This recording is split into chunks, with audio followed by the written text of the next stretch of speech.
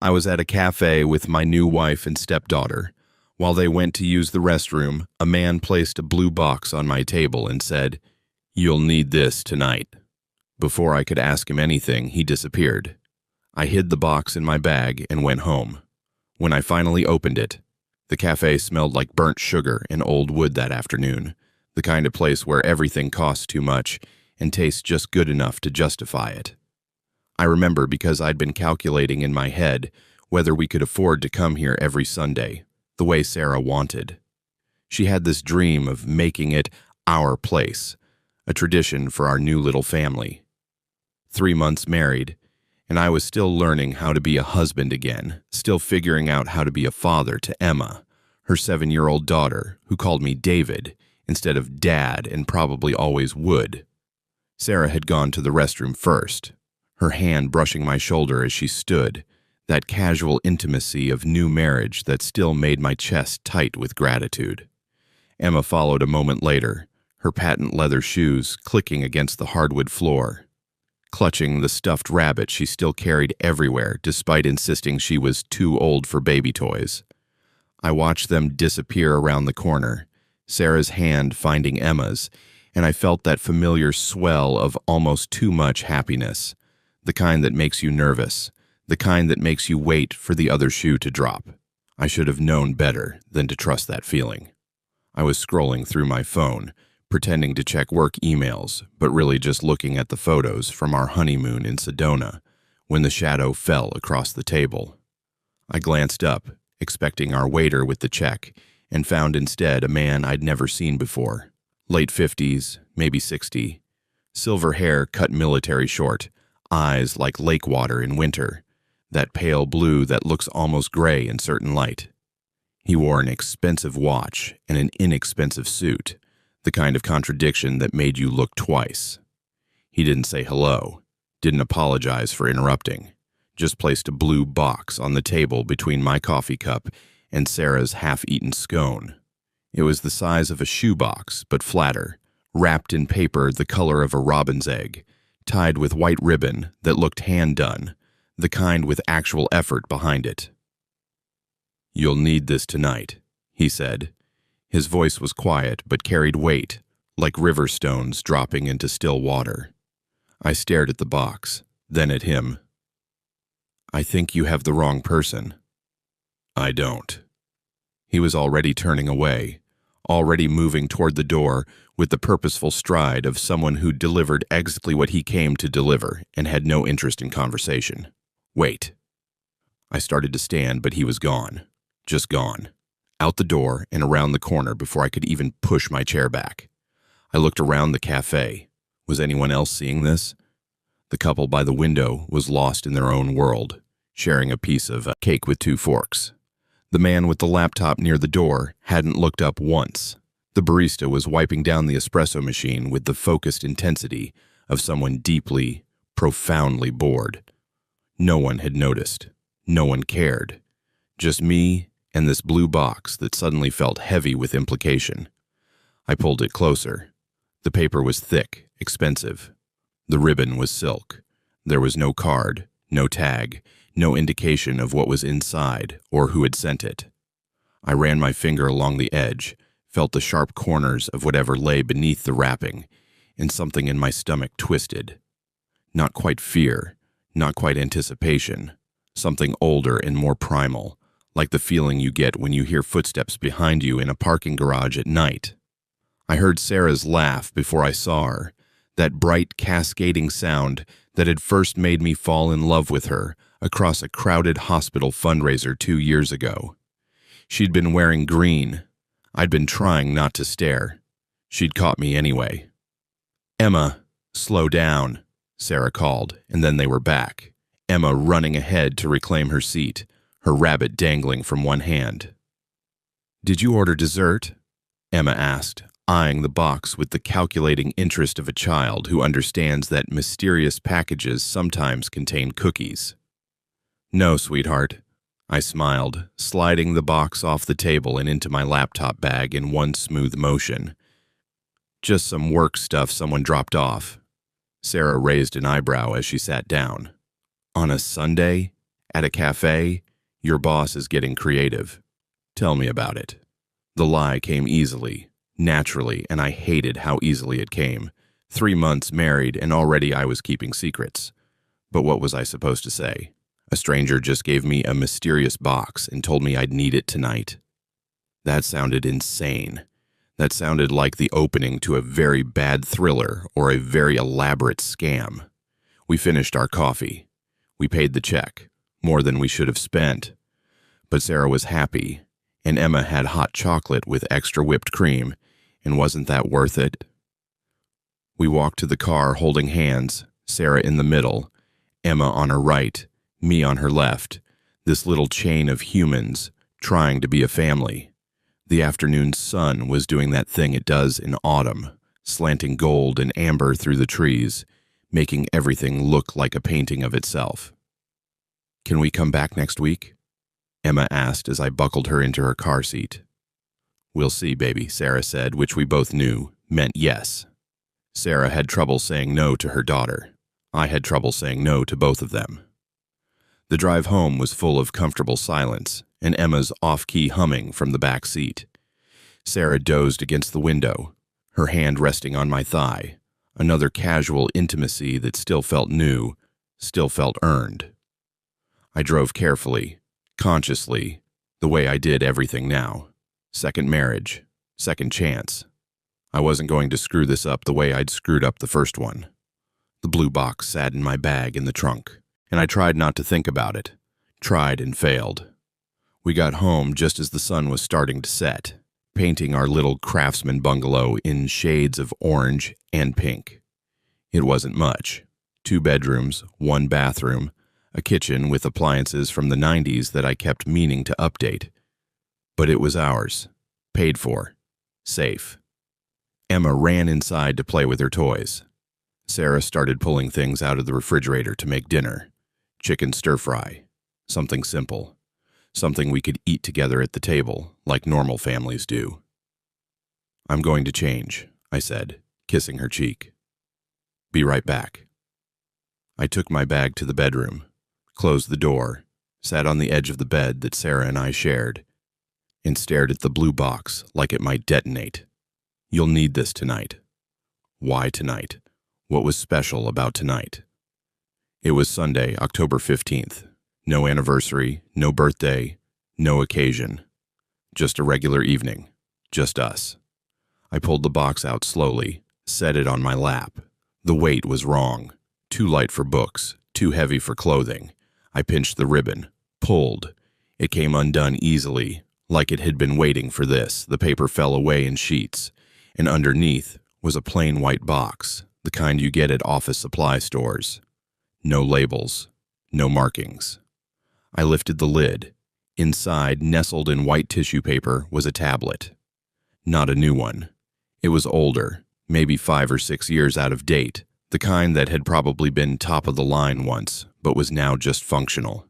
It was charged. The screen was dark, but alive. That particular darkness that meant power, meant waiting. Underneath the tablet was an envelope, cream-colored, expensive. My name written across the front, in fountain pen, the letters precise and elegant. David, just my first name. No last name necessary, because whoever sent this knew exactly who I was. My hands were shaking as I opened the envelope. Inside was a single piece of cardstock, the message typed in that same elegant script. "David, what you're about to discover will hurt, but you deserve the truth. Your wife doesn't know you found this, not yet. But she will, because tonight, at exactly 8 o'clock p.m., she's going to tell you anyway. Or rather, she's going to try. The tablet contains everything you need to know, everything she's hidden, everything she's planned. I'm sorry. I'm truly sorry. But better you see it now than wake up 6 months from now with nothing. Watch the videos, read the messages, check the dates, and then decide what kind of man you want to be. Someone who needed you to know I read it 3 times, 4, 5. The words didn't change. They sat there on the expensive cardstock, patient and poisonous, waiting for me to understand. "David," Sarah's voice from the kitchen, bright and unsuspecting. Dinner's almost ready. Coming, I called back, my voice somehow steady, somehow normal. I looked at the tablet, looked at the note, looked at the door separating me from my wife of 3 months, my wife who smiled at me over morning coffee, my wife who fit perfectly in the curve of my arm at night, my wife who was apparently hiding something, apparently planning something. Everything she's hidden, everything she's planned. I pressed the power button on the tablet. It came to life immediately, no password, no security. Just a home screen with 3 folders, videos, messages, financial. And a 4th icon I hadn't noticed at first, a countdown timer in the corner of the screen, 2:47:33 and ticking down, 2 hours and 47 minutes until 8 o'clock p.m., until Sarah told me, what? What was she going to tell me? What was she planning? I sat there on the edge of our bed, in our bedroom with the curtains Sarah had picked out and the photo of us from our wedding on the nightstand, and I felt the floor of my new life begin to crack. David, come set the table. Sarah again, cheerful, domestic, normal. I closed the box, shoved it under the bed, stood up, looked at myself in the mirror, 42 years old, starting to gray at the temples, the small scar above my left eyebrow from a bike accident when I was 10. I looked the same. I looked like a man who is about to have dinner with his family. I looked like a man who was fine. I looked like a liar. I walked into the kitchen, wrapped my arms around Sarah from behind while she stirred the vegetables in the wok, kissed her neck the way she liked. "Smells amazing," I said. She turned in my arms, smiled up at me. "You okay? You seem quiet." "Just tired," I said. "Long week." "Well, we have all evening to relax. Just us. Just family. Just us. Just family." I smiled, kissed her forehead, set the table while Emma chattered about her stuffed rabbit and Sarah hummed along to the music playing from her phone. We sat down together. We held hands and Emma said a little prayer she'd learned at school. We ate dinner like normal people, like people who loved each other, like people who weren't standing on the edge of something terrible. And the whole time, underneath our bed, that tablet waited. The timer counted down. And I knew, with the certainty of someone who'd already lost one marriage, already knew the signs, already understood how betrayal felt, that nothing was going to be the same after 8 o'clock p.m. You'll need this tonight. The stranger hadn't been wrong. I just didn't know yet what kind of needing he meant. The kind that saves you, or the kind that destroys you. Either way, in 2 hours and 33 minutes, I was going to find out. Dinner lasted forever. Or maybe it lasted exactly 37 minutes, the way it always did, and time had just become elastic, stretching and contracting around the weight of what I knew was waiting for me. Emma ate her chicken and broccoli with the focused determination of a child who'd been promised ice cream for dessert. Sarah told a story about a difficult patient at the hospital. She was a nurse practitioner specialized in pediatrics. The kind of person who made sick children smile, even when they felt terrible. I'd always loved that about her, the way she could bring light into dark places. I wondered if she'd been bringing light into my life, or just blinding me to what was already there. "You're really quiet tonight," Sarah said, reaching across the table to touch my hand. Her fingers were warm, familiar. 3 months of marriage, but we'd been together for 2 years before that. I knew the geography of her hands, the small scar on her thumb from a kitchen accident, the way her wedding ring caught the light. "Just thinking about work," I said. Another lie. They were coming easier now, sliding out like they'd been practiced. "Big presentation on Tuesday." "You'll be great," she said, squeezing my hand. "You're always great." Emma asked to be excused. Sarah nodded, and our daughter, her daughter, I reminded myself, though I'd started thinking of her as ours, ran off to play. We could hear her in the living room, talking to her stuffed animals in that serious voice children use when they're being parents to their toys. "She's getting so comfortable with you," Sarah said, starting to clear the plates. It's nice. She was so worried about me remarrying, about having to share me. But you've been so patient with her. She's a great kid, I said, and meant it. Emma, with her gap-toothed smile and her endless questions and her habit of leaving her shoes in the middle of the hallway, where I'd trip over them every single morning. I'd grown to love her, not because she was Sarah's daughter, but because she was herself. Funny and smart and kind in that unself-conscious way children can be before the world teaches them to be careful. What would this do to her? Whatever was on that tablet, whatever Sarah was planning, would it shatter Emma's world too? I helped clean up, loading the dishwasher with methodical precision, anything to keep my hands busy, to keep my mind from spiraling. Sarah moved around the kitchen with easy grace, putting away leftovers, wiping down counters. We'd developed a rhythm, the two of us. She washed, I dried. She cooked, I cleaned. She managed Emma's schedule. I handled the house repairs. We fit together like puzzle pieces, or so I'd thought.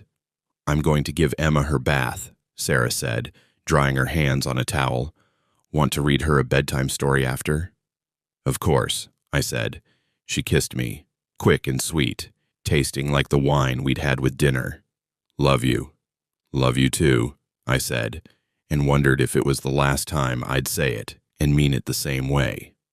She disappeared down the hallway, and I heard the bath running, heard Emma's delighted shriek as Sarah probably splashed her, heard the sounds of my family being happy and normal and completely unaware that everything was about to change.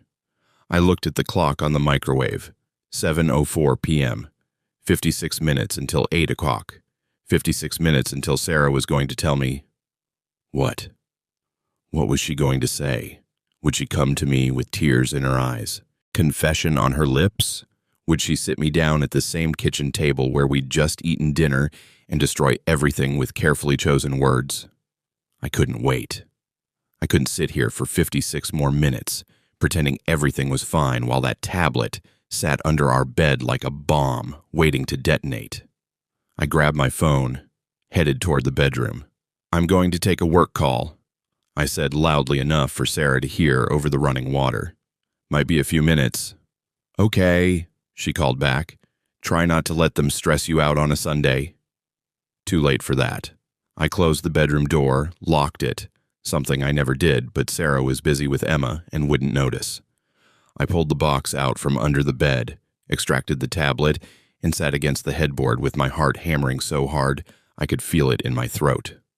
The countdown timer read 0:54:17. I opened the first folder, Videos. There were 12 files, each labeled with a date.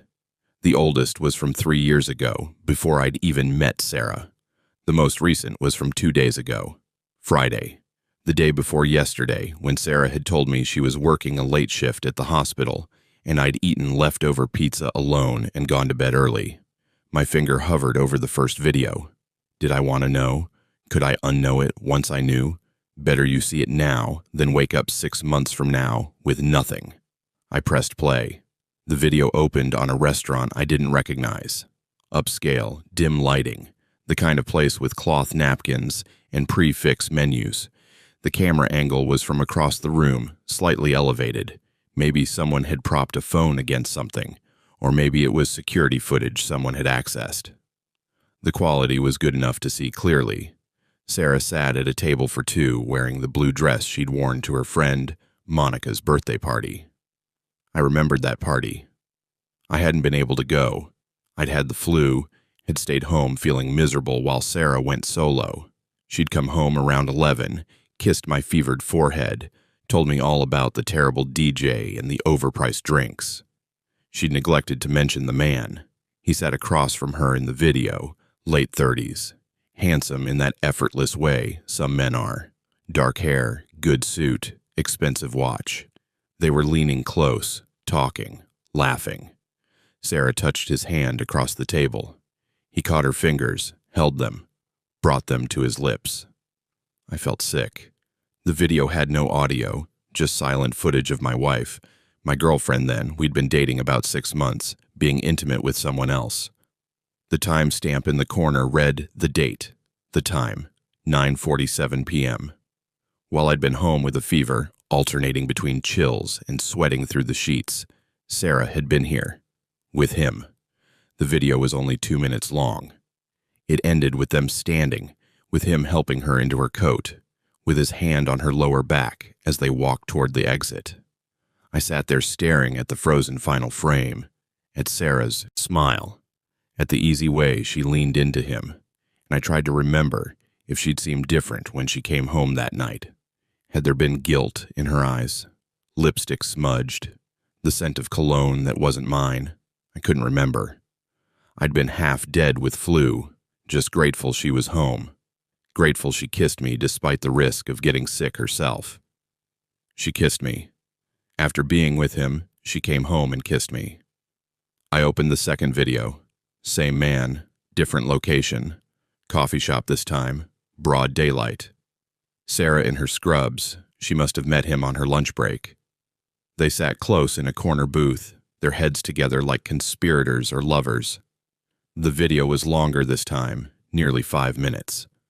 I watched them talk, watched Sarah laugh at something he said, watched her reach across to straighten his collar in that casually intimate way you only do with someone you know well, someone you've touched before. Third video. His apartment, I guessed, from the domestic setting. Sarah curled on a couch, barefoot, comfortable. The man brought her wine. They toasted to something. The timestamp said it was taken on a Tuesday afternoon. I checked my phone calendar, scrolled back. That Tuesday, I'd been at a work conference in Phoenix. I'd called Sarah that night from my hotel room, told her I missed her. She'd said she missed me too, that she was just watching TV, about to go to bed early. She'd been at his apartment. Fourth video, fifth, sixth, different locations, different dates, but always the same story. Sarah and this man, together, secret, careful. Sometimes they were in public places, maintaining just enough distance to be plausibly platonic. Sometimes they were alone, and the intimacy was unmistakable. The seventh video was dated from a year ago, 2 months before Sarah and I got engaged. I'd proposed at the beach, sunset, the whole romantic cliche. I'd been so nervous I'd almost dropped the ring in the sand. She'd cried when she said yes, and I'd thought they were happy tears, tears of joy and surprise and love. In the video, she was in bed with him. I'm not going to describe what I saw. I'm not going to put those images into words, make them more real than they already are. Just know that I watched, and I understood that the woman I'd proposed to, the woman who'd cried and said yes and kissed me like I was her whole world, was sleeping with someone else, was lying to me with her body, with her words, with her whole life.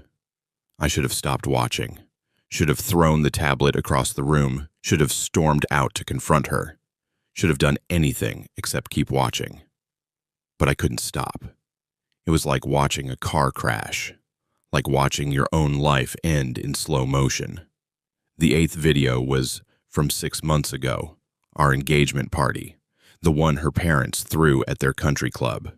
I could see myself in the background of this one, talking to Sarah's father, shaking hands, being welcomed into the family. And Sarah, in another corner of the room, stepped out onto a terrace with him, just for a moment, just long enough to kiss him quickly, carefully where no one could see, except someone had seen, someone had filmed it. The 9th video was from 4 months ago, the 10th from 3 months ago, a week before our wedding, the 11th from 6 weeks ago when we were supposed to be in our honeymoon phase, when everything was supposed to be perfect and new and honest. The 12th video was from Friday night. Sarah had told me she was working late. Emergencies in the pediatric unit, she'd said. Kids who needed her. I'd believed her because I always believed her. Because why wouldn't I? In the video, she was at his apartment again. Same couch, same comfort level, same intimacy. But this time, there was audio.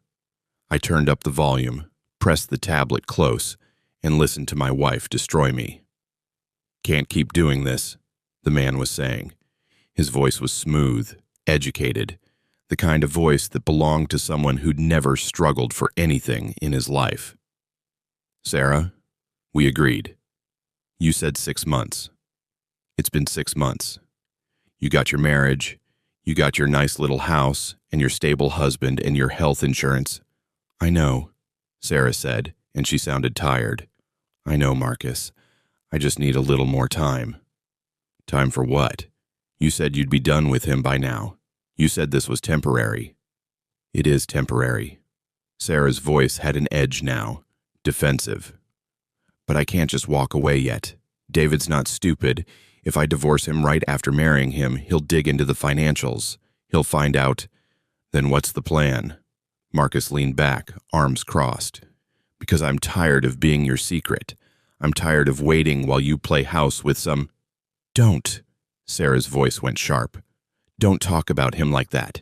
David's a good man. Then why are you married to him while sleeping with me? The silence that followed was long and heavy. Sarah looked down at her hands, twisted her wedding ring, my grandmother's ring, the one I'd given her with shaking hands and a full heart. You know why, she said finally. We've been over this. David has what I need right now. Stability, security, a home for Emma. Everything I couldn't give her on my own, everything you won't give us. Can't give, Marcus corrected. My wife would take everything in a divorce. You know that.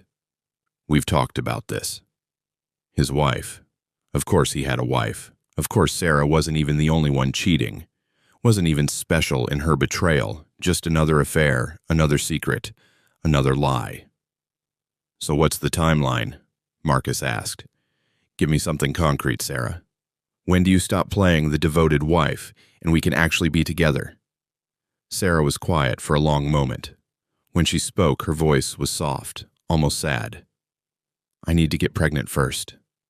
The world tilted. The room spun. I had to pause the video because I couldn't breathe, couldn't think, couldn't process what I'd just heard. I need to get pregnant first. We'd been trying for a baby. Since the honeymoon, Sarah had been tracking her cycle, taking vitamins, timing everything carefully. She'd said she wanted to have a baby with me, wanted to give Emma a sibling, wanted to expand our family. I'd been so happy, so honored that she wanted that with me. It had all been a lie. It had all been part of a plan. I pressed play again, my hands shaking so badly I almost dropped the tablet. Once you're pregnant, then what? Marcus asked. Then I have leverage, Sarah said simply. I stay married through the pregnancy, maybe a year after.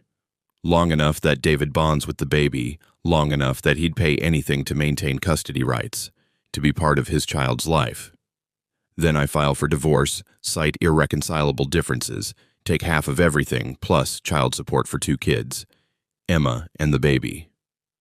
Cold, Marcus said, but he was smiling. I forgot how calculating you can be. I learned from the best, Sarah said, and kissed him. The video ended.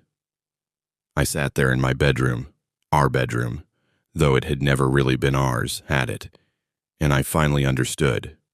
I finally saw the whole picture. Sarah had never loved me.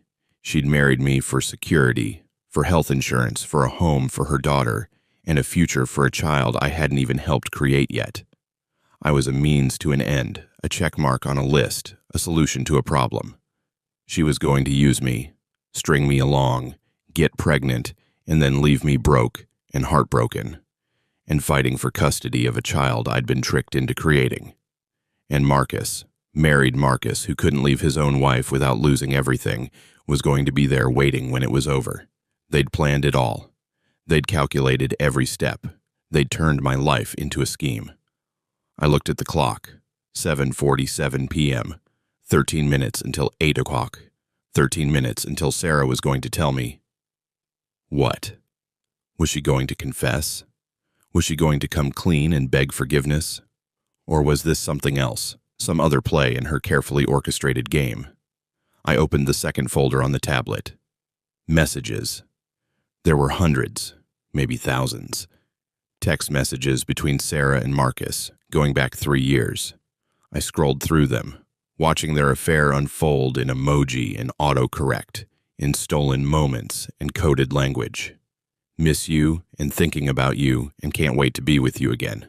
David suspects nothing, and he's so trusting it's almost sad. And sometimes I feel guilty, but then I remember why we're doing this. What if I actually get pregnant? Sarah had written once. Then you do, Marcus had replied. We always knew that was part of the plan. Doesn't change anything between us. Easy for you to say. You're not the one who has to sleep with him.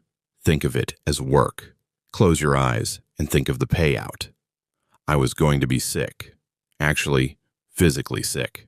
I barely made it to the bathroom before I threw up everything I'd eaten for dinner. My body trying to purge the poison of what I knew, the infection of this betrayal.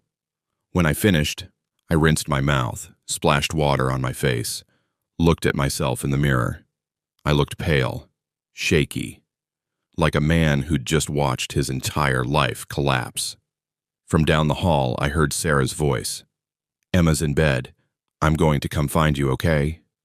I checked my phone. 7:54 p.m. 6 minutes. Whatever Sarah was going to tell me, she was coming now. I grabbed the tablet, shoved it back in the box, kicked the box under the bed, unlocked the bedroom door, sat on the edge of the mattress, and tried to compose my face into something approaching normal. Sarah appeared in the doorway, and I saw her, really saw her for the first time. The woman I'd married, the woman I'd trusted, the woman who'd been playing me for a fool for 2 years. She looked nervous. Hey, she said softly. Can we talk? Of course, I said, and my voice sounded almost normal. Almost. What's wrong? She came in, closed the door behind her, sat beside me on the bed, took my hand. Hers was trembling. David, she said, there's something I need to tell you. Sarah's hand trembled in mine, and for a brief, stupid moment, I almost felt sorry for her. Almost wanted to squeeze her fingers and tell her whatever it was, we'd get through it together. That's what marriage was, wasn't it? Partnership, forgiveness, working through the hard things. Then I remembered the videos, remembered Marcus, remembered I need to get pregnant first. And sometimes I feel guilty, but then I remember why we're doing this, and my sympathy died before it could fully form. What is it? I asked, and I was proud of how steady my voice sounded, how concerned, how perfectly, completely unsuspecting. She looked down at our joined hands, and I could see her gathering herself, preparing for whatever performance she was about to give. In the soft light of our bedroom, the bedroom with the paint color she'd chosen, the curtains she'd hung, the life she'd built on lies. She looked fragile, young, scared. She was 29. I was 42, 13 years between us, though it had never felt like much of a gap before. She was mature for her age, I'd told myself. An old soul, a young single mother who'd had to grow up fast. Now I wondered if the age difference had been part of the calculation too. Older man, more established, more stable, more naive, more willing to believe a beautiful young woman could actually love him. I don't know how to say this, Sarah started, her voice barely above a whisper. She looked up at me, and there were tears in her eyes. Real tears, or at least tears she'd summoned on command. I've been trying to find the right words all day, but there's no easy way. I waited. The clock on the nightstand ticked over to 7:58 p.m. I'm pregnant, she said. The words should have hit me like a train, should have exploded in my chest with joy or fear or shock or something. Instead, I felt nothing, just a cold, distant observation. Ah, so that's what she's telling me. That's the play. But I couldn't let her see that I knew. Couldn't tip my hand. Not yet. Not until I understood the whole game. So I let my face do what it would have done 3 hours ago, before the blue box, before the stranger, before everything changed. I let myself look surprised, confused, happy, All the things a man should feel when his wife tells him they're having a baby. I stopped, started again. We're having a baby? She nodded, and now the tears were falling, tracking down her cheeks in perfectly timed streams. I took 3 tests this morning. After you left for the gym, they were all positive. I'm about 6 weeks along, I think. I wanted to wait until I was sure before I told you, but I couldn't keep it to myself anymore. I couldn't look at you across the dinner table and not tell you that you're going to be a father. You're going to be a father. Except I probably wasn't. Was I? How carefully had she been timing things? Had she slept with Marcus during her fertile window, then come home to me? Or had she been meticulous about it, made sure I was the biological father even if Marcus was her endgame? Did it even matter? David, Sarah's voice pulled me back. Say something. Please. I know this is fast. We've only been married 3 months, but I thought you'd be happy. You said you wanted children. I did want children.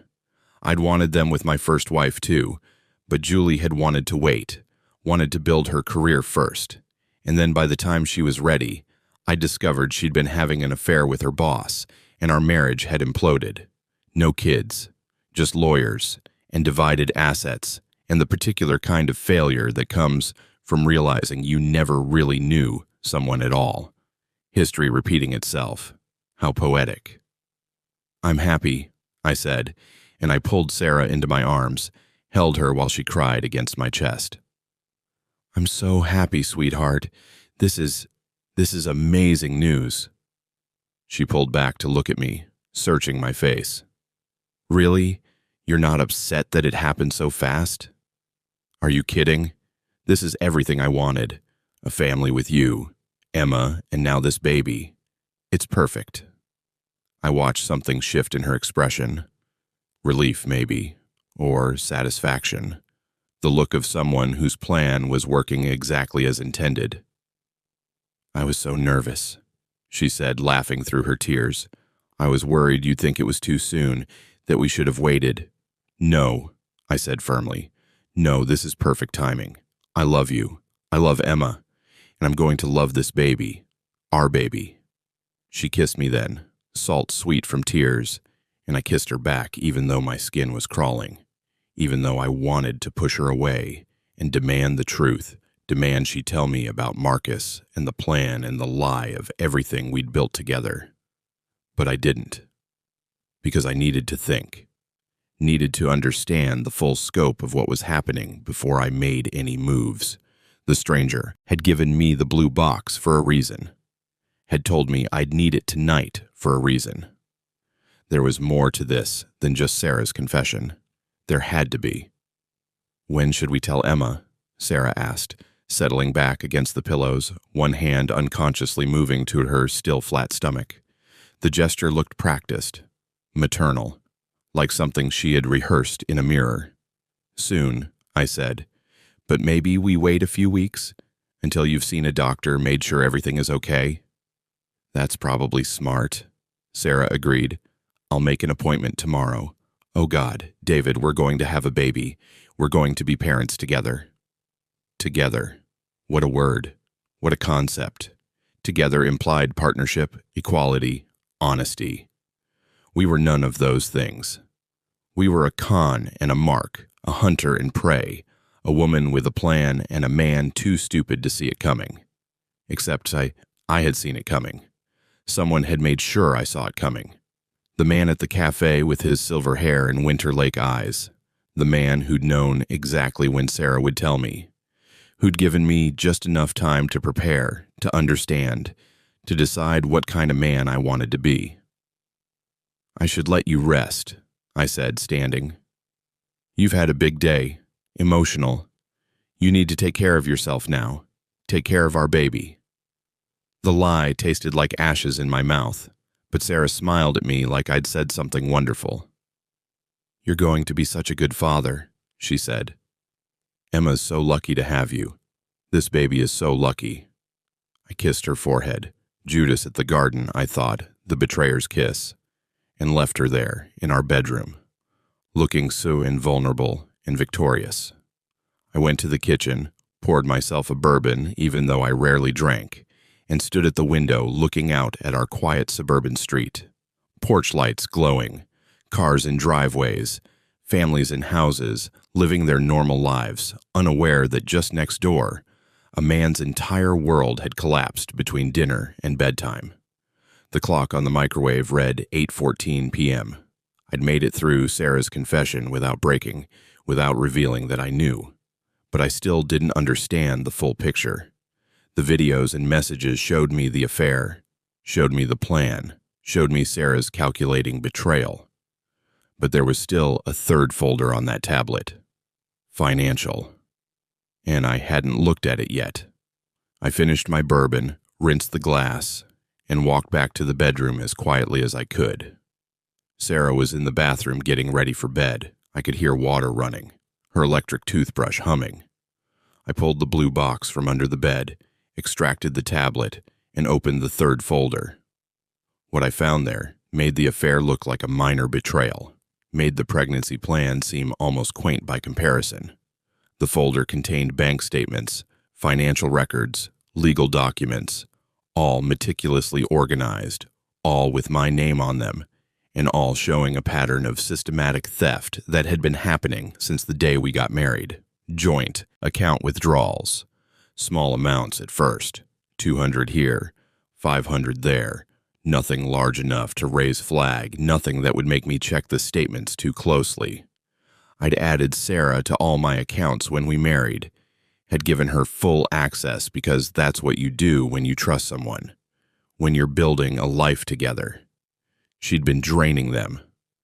Slowly, carefully, transferring money to an account I didn't know she had. Over the past 3 months, she'd moved nearly $40,000 out of our joint savings. Money I'd been putting away for years. Money from my divorce settlement with Julie. Money that was supposed to be for our future. For emergencies, for the life we were building. It was gone. Or rather, it was in Sarah's private account, waiting for when she'd need it. For when she left me. But that wasn't even the worst part. There were other documents in the folder. Credit card applications in my name, but with addresses I didn't recognize. Cards I'd never opened, never used, but that somehow had balances. Thousands of dollars in balances, all being charged to my credit, all destroying my score month by month. She was setting me up, not just to leave me heartbroken and fighting for custody, but to leave me financially ruined. By the time she was done, by the time she'd had the baby and filed for divorce, I'd be buried in debt I didn't even know I had. I'd be fighting her in court while also fighting creditors, while trying to explain to lawyers and judges how my wife had systematically destroyed my financial life. And the pregnancy? If the baby was mine, I'd owe child support. 2 kids worth of payments.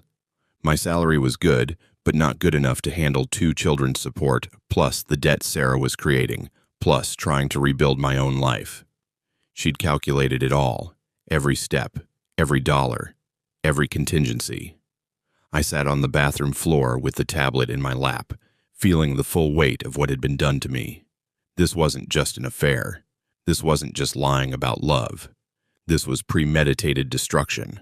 This was a woman who'd looked at me and seen nothing but a resource to exploit, a problem to solve, a wallet with legs. How long had she been planning it? The documents showed the money transfers started on our wedding night. Our wedding night.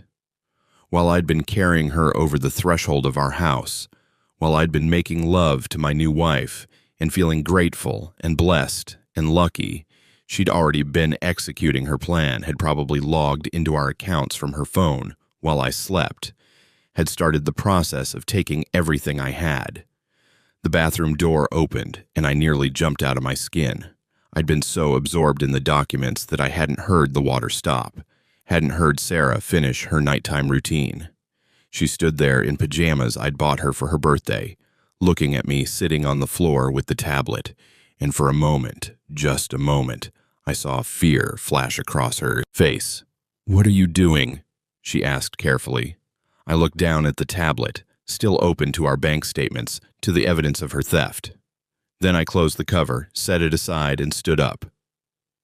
"Work stuff," I said. "Got an email I needed to check. Sorry, I know I said no work tonight, but it was important." The fear in her expression melted into relief. "You scared me." I thought. She stopped, laughed a little. "Never mind." I don't know what I thought. "Come to bed. I'm exhausted." "You go ahead," I said. "I need to finish this email, and then I'll be there." She kissed my cheek, casual, familiar, the kiss of a wife who thought her husband suspected nothing, and went to bed. Within minutes, I heard her breathing even, out into sleep. Or pretend sleep. I couldn't tell anymore what was real and what was performance. I took the tablet back to the kitchen, poured another bourbon, and read through every document in the financial folder. Every transfer, every fraudulent credit card charge, every piece of evidence of Sarah's systematic destruction of my life.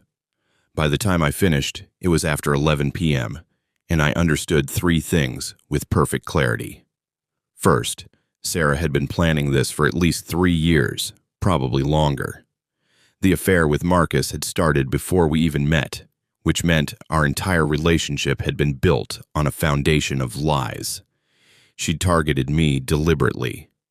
Had seen a divorced man with a good job and no kids and money in the bank, and had made me fall in love with her. Second, if I did nothing, if I just accepted the pregnancy and played the role of happy father, and eventually got served with divorce papers, I would be destroyed. Financially, emotionally, completely. Sarah and Marcus had built a careful trap, and I'd walked into it with my eyes closed and my heart open.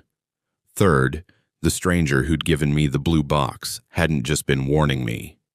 He'd been giving me a weapon, evidence, proof, everything I'd need to protect myself, to fight back, to make sure that when this marriage ended, and it was going to end, there was no saving it now. I wouldn't be the one left with nothing. But who was he? How did he know? How did he get these videos, these messages, these financial records? I turned the tablet over in my hands, looking for some clue, some indication of who'd sent it. There was nothing. Just the 3 folders and the countdown timer, which had stopped at 00 when Sarah had made her confession at 8:02 p.m. Then I noticed something I'd missed before. A 4th folder, hidden unless you scrolled to the second screen. It was labeled simply, "Read Me." I opened it. Inside was a single document, a letter, written in the same elegant script as the note that had come with the box. "David, by now you've seen everything. You know what Sarah is. You know what she's planned. You're probably wondering who I am and why I'm helping you. I'm someone who loved someone like Sarah once. Someone who trusted the wrong person and paid for it. I lost everything, my money, my home, my children. I spent years in court fighting for custody of kids who'd been turned against me, trying to prove that I'd been conned, that my marriage had been a fraud. I lost anyway. The courts believed her story. The judges saw a struggling mother and a bitter ex-husband, and they made their decision accordingly. I don't want that to happen to you. I've been watching Sarah for a while now, investigating her, you might say. It's what I do. I find people like her, people who make a living destroying others, and I stop them. Sometimes with evidence, sometimes with exposure, sometimes just with a warning to their next victim. You're not her first, David. There were 2 before you. 2 other men who thought they'd found love and found ruin instead.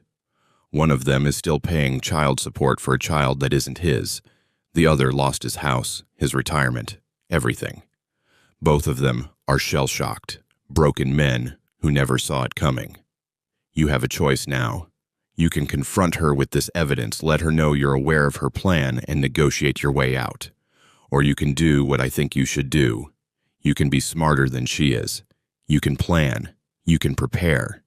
You can build your own case, protect your assets, and make sure that when this ends, you're not the one left with nothing. The evidence on this tablet is legally obtained and admissible in court. I've made sure of that, but how you use it is up to you. One more thing, the pregnancy. I'd suggest a paternity test, but don't let Sarah know you're suspicious. There are ways to get DNA without her consent. A strand of hair, a used glass, skin cells from a pillowcase. I've included contact information for a discreet lab in the documents folder. Be smart, David. Be careful. And be the kind of man who doesn't let someone destroy him without fighting back. Someone who's been where you are. I read the letter 3 times. And with each reading, something shifted inside me. The shock and hurt and betrayal began to crystallize into something harder, something colder.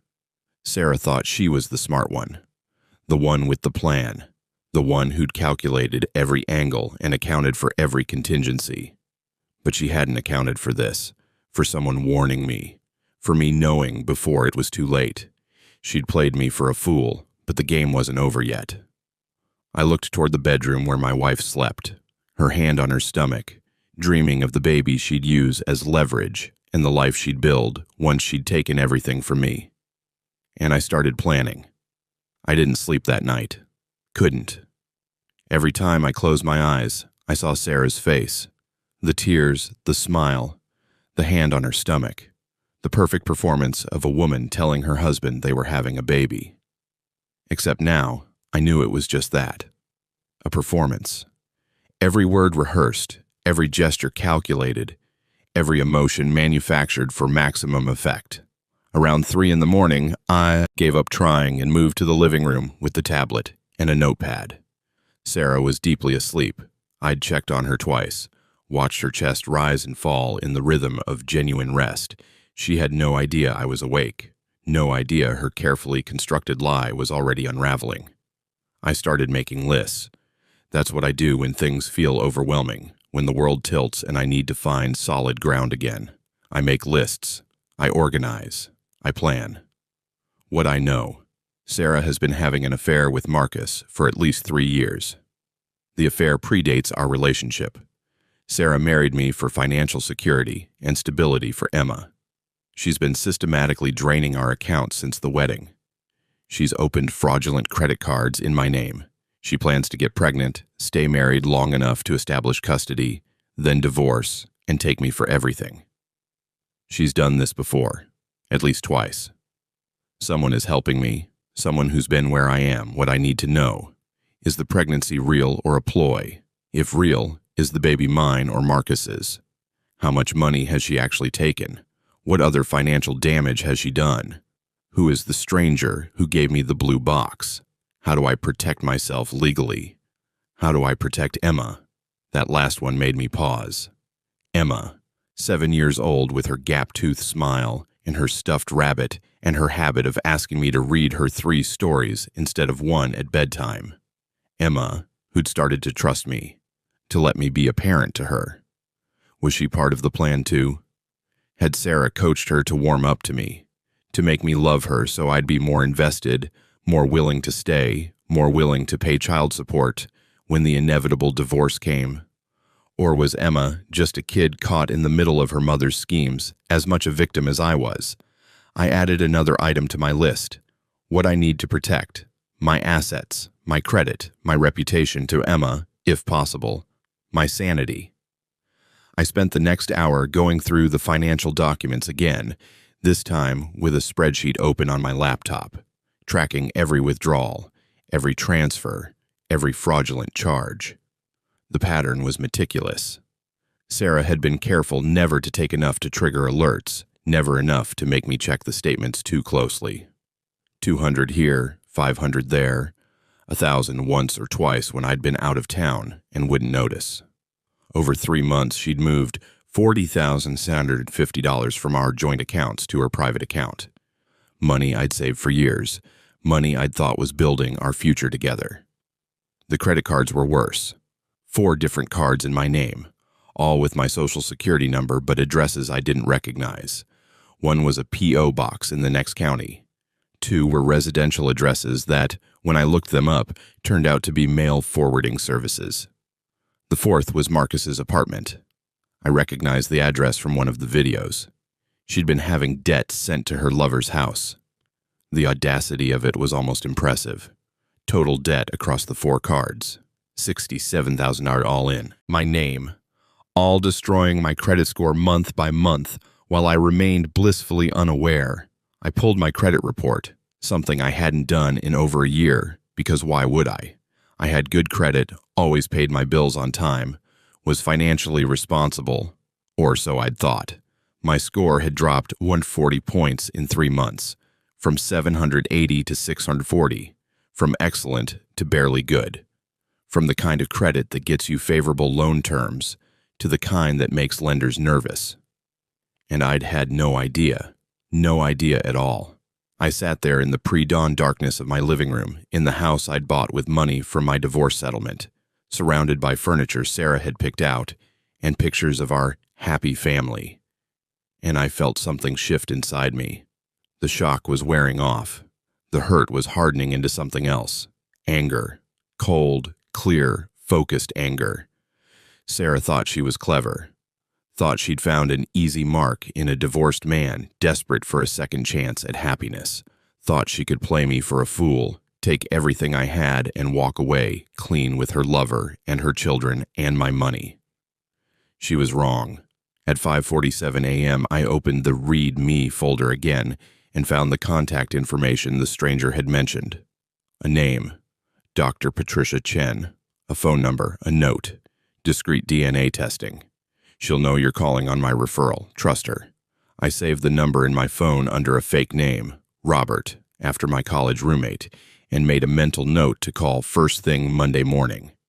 Then I started going through the videos again, this time taking notes. Dates, locations, times. Building a timeline of Sarah's affair. Understanding the scope of her deception. The earliest video was from May, 3 years ago. Sarah and Marcus at an art gallery opening, champagne in hand, his arm around her waist. This was a full year before I'd even met Sarah at that hospital fundraiser. A year before, she'd smiled at me across a crowded room and made me think I was the luckiest man alive. Had she already been planning it then? Had she and Marcus already decided they needed a mark, someone with money and stability, someone naive enough to fall for a beautiful young single mother? Or had that come later? Had the plan evolved as their relationship couldn't, as Marcus refused to leave his wealthy wife, and Sarah realized she needed another source of income, another path to the life she wanted? I'd probably never know, and maybe it didn't matter. The result was the same either way. I'd been used. The videos showed their relationship progressing through the seasons. Summer dates at outdoor cafes, fall walks through parks, winter dinners at expensive restaurants. And woven through it all, Sarah's relationship with me developing in parallel. First dates while she was sleeping with Marcus. Our first "I love you" exchanged a week after a video showed her in Marcus's bed. Our engagement while she was planning her future with someone else. The most damning video was from 2 months ago, just 6 weeks into our marriage. Sarah and Marcus in what looked like a lawyer's office, sitting across a desk from a man in an expensive suit. No audio, but I could see documents being passed across the desk, see Sarah signing papers, see Marcus's hand on her shoulder. What were they signing? Prenuptial agreements for their own eventual marriage, financial planning documents, something else entirely. I made a note to find out. The stranger's documentation was thorough, but there were still gaps, still questions that needed answers. At 6:30 a.m., I heard movement from the bedroom. Sarah was waking up. I quickly closed the tablet, hid it behind a couch cushion, and arranged myself to look like I'd fallen asleep on the sofa. Laptop still open to a work document I'd pulled up as cover. Notepad face down on the coffee table. Sarah appeared in the doorway, sleepy and tousled, one hand on her stomach in that gesture I now recognized as performance. "David, did you sleep out here?" I pretended to wake up, rubbed my eyes, played the part. "Sorry, I was working late and must have dozed off." "What time is it?" 6:30. Come back to bed for a little while. "It's Sunday. We can sleep in." "Sunday. Right. Yesterday we'd gone to the cafe as a family. Yesterday, a stranger had given me a blue box and my whole life had changed. It felt like years ago instead of less than 24 hours. "You go ahead," I said. "I'm awake now. Might as well get up, make some coffee." She crossed the room, bent to kiss my forehead. I forced myself not to flinch, not to pull away. She couldn't know. Not yet. Not until I had a plan. "You work too hard," she said softly. "Especially now. You need to take care of yourself. We need you healthy and happy." "We need you. We need your money," she meant. "We need you functioning and earning and unaware until the trap closes completely." "I know," I said. "I'll ease up. Promise." She smiled, satisfied, and headed back to bed. I waited until I heard the bedroom door close before pulling out the tablet again. There was one more thing in the Read Me folder I'd missed before. A list of names and phone numbers under the heading, Legal Resources. The first name was a divorce attorney, Margaret Hollis, specializing in high-conflict divorces and marital fraud. 5-star reviews, office in downtown. A note next to her name, "She's handled cases like yours before. She'll believe you." The second was a forensic accountant, David Kim. He can trace every penny and testify in court if needed. The third was a private investigator, James Rodriguez.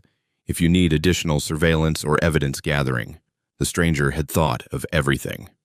Had given me not just evidence, but a whole network of professionals who could help me fight back, who could help me survive what Sarah had planned.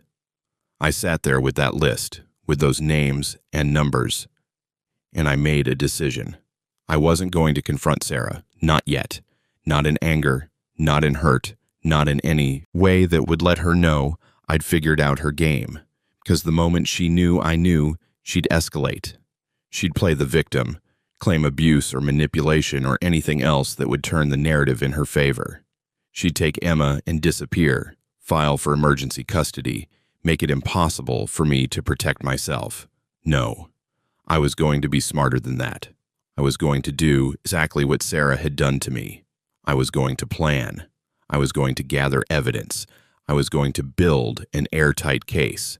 And when I was ready, when I had everything I needed to protect myself legally and financially, then I would strike. But until then, I would be the perfect husband, the doting father-to-be, the man who suspected nothing. I would play the part better than Sarah had ever played hers. At 7 a.m., I started coffee and made breakfast. Pancakes, because Emma loved pancakes on Sunday mornings. When Sarah came out at 7:30, I had the table set, music playing softly, everything domestic and normal.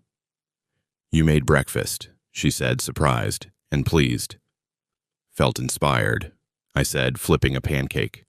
"Celebrating the news. We're having a baby, Sarah. That calls for pancakes." She laughed, wrapped her arms around me from behind, pressed her face against my back. "I love you," she said. "I love you too," I replied, and felt nothing. Emma stumbled out at 8, still half asleep, dragging her rabbit. I served her pancakes cut into funny shapes, poured syrup into a smiley face, made her giggle. Sarah watched us with soft eyes, like she was seeing her plan come together perfectly. Happy family, bonded stepfather, everything going according to schedule. After breakfast, I volunteered to take Emma to the park. "You should rest," I told Sarah. "You're growing a human. Take a nap, relax. Emma and I will go play for a while." Sarah looked grateful and tired and completely convinced of my ignorance. "You're amazing," she said. "Thank you." At the park, I pushed Emma on the swings and helped her across the monkey bars and tried not to think about how this might be one of the last normal days we had together. Because when this all came out, when Sarah's plan collapsed and my counterplan succeeded, Emma was going to be caught in the middle. She was going to lose the stable home her mother had married me to provide. She was going to see her mother exposed as a fraud and a thief. Unless I could find a way to protect her from that. unless I could somehow extract myself from Sarah's trap without destroying Emma in the process. David. Emma's voice pulled me back. She was looking at me with concern, the way kids do when they sense something's wrong even if they can't articulate what. Are you okay? You look sad.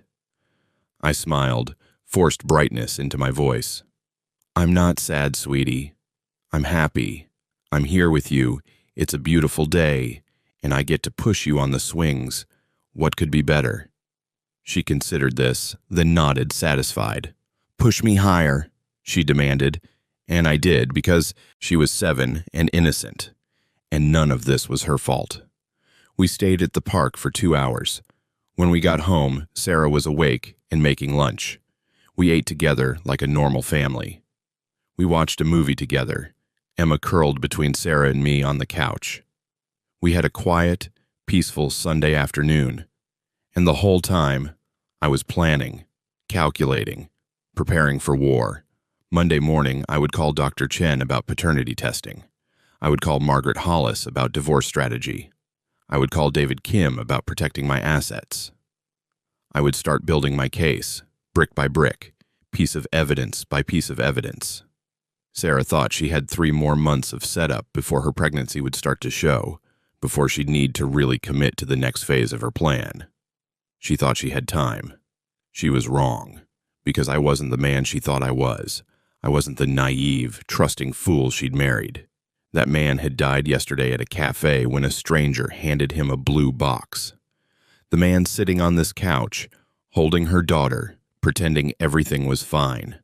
That man was someone new, someone harder, someone who'd learned that the people you love most can destroy you the most completely. Someone who wasn't going to let that happen without a fight. Monday morning arrived with cruel normalcy. Alarm at 6 a.m., shower, coffee, Sarah making eggs while Emma complained about having to wear her uniform to school. The ordinary sounds of family life, each one now feeling like a lie I was complicit in maintaining. You seem distracted, Sarah said as she kissed me goodbye at the door. Her hand lingered on my chest, and I wondered if she was checking my heartbeat, looking for signs of stress or suspicion. Everything okay? Big week at work, I said, which wasn't entirely a lie. I did have projects due. I also had appointments with a divorce lawyer, a forensic accountant, and a DNA testing specialist. But Sarah didn't need to know that. Might be some late nights. Don't work too hard, she said, her hand moving to her stomach again. That gesture, that constant, calculated reminder of the life supposedly growing inside her. We need you. We need your money, I translated silently. We need you compliant and unaware for at least 6 more months. I'll be home for dinner, I promised, and left. The drive to work usually took 30 minutes, but I deliberately left early. I had calls to make, and I needed to make them somewhere Sarah couldn't possibly overhear. I pulled into a coffee shop 3 miles from our house, parked in the back corner of the lot, and pulled out my phone. Dr. Patricia Chen's number was first on my list. She answered on the second ring. Dr. Chen. Her voice was professional, clipped, efficient. My name is David Morrison, I said. I was given your number by someone who said you could help me, that you'd know I was calling on their referral. A pause. Then, I see. You need discrete DNA testing. Yes. Paternity? Yes. Another pause, longer this time. When she spoke again, her voice had softened slightly, gained an edge of sympathy. I'm sorry you're in this position, Mr. Morrison. I've worked with several of his referrals. The situation is always difficult. So the stranger was a man. I filed that information away. Can you help me? I asked. I can. The testing itself is straightforward. What's complicated is obtaining samples without the mother's knowledge or consent. Legally, I can test any biological material you provide. Hair with follicles attached, skin cells, saliva. But I need to be clear. If you're planning to use these results in court, the chain of custody becomes important. A judge might not accept results from testing the mother didn't consent to. I understand, I said. Right now, I just need to know the truth. The legal admissibility comes later. When is the mother due? She just told me she's pregnant, about 6 weeks along, she said. Then you have time. If you want court-admissible results, the best approach is non-invasive prenatal paternity testing. We can do it as early as 7 weeks gestation using the mother's blood. But she'd have to consent to the test. She won't. Then we'll need to wait until after the birth, at which point you can request court-ordered testing as part of a custody proceeding. Or, Dr. Chen hesitated, you can obtain samples now for your own knowledge, understanding that they may not be admissible. Hair is easiest. A few strands with roots attached from a hairbrush. Do you have access to her hairbrush?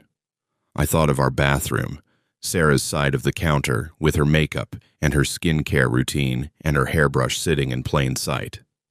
Yes. Bring me 5 to 10 strands with visible follicles. For your sample, I'll need the same, or a cheek swab. Can you come to my office this afternoon? What time? I have an opening at 4:30.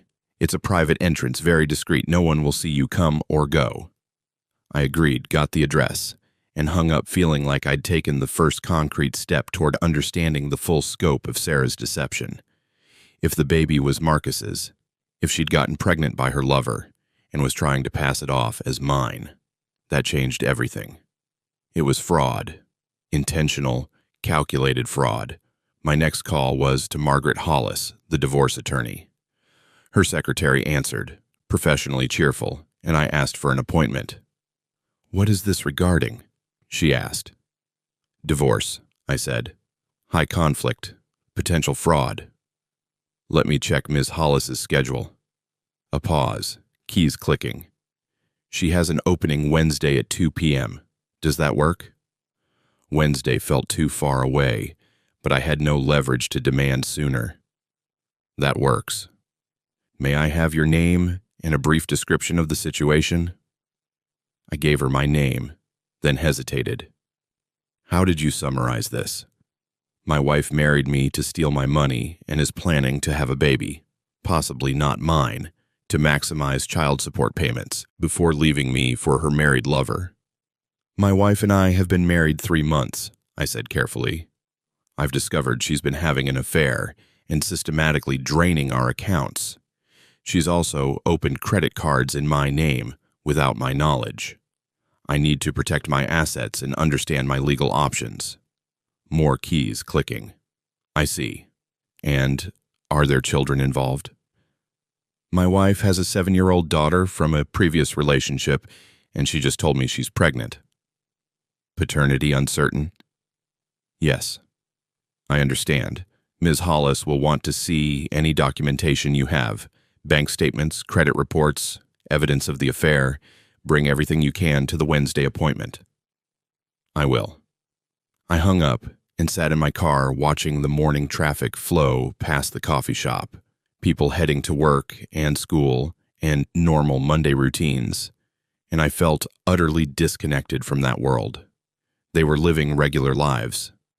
I was living in a thriller, a betrayal so calculated and cold it felt fictional. My third call was to David Kim, the forensic accountant. He answered his own phone, no secretary, no gatekeeper. Kim and Associates. Mr. Kim, my name is David Morrison. I was referred to you by... I paused, unsure how to describe the stranger. By someone who said you could help trace financial fraud in a divorce case. I can. What's the scope? My wife has been transferring money out of our joint account since we got married 3 months ago. Small amounts, systematic. I estimate around $40,000. She's also opened credit cards in my name, 4 that I know of, maybe more, and run up significant debt. I need to know the full extent of the damage, and I need documentation that will hold up in court. Do you have access to the accounts? Joint accounts, yes. The credit cards are in my name, so I should be able to pull statements. Good. I'll need you to gather everything you can. Bank statements, credit card statements, credit reports from all three bureaus. Also, any documents related to your marriage, prenuptial agreement if you have one, marriage certificate, joint property deeds, anything that establishes the financial relationship. Can you get me those by end of week? I can get them to you by Wednesday.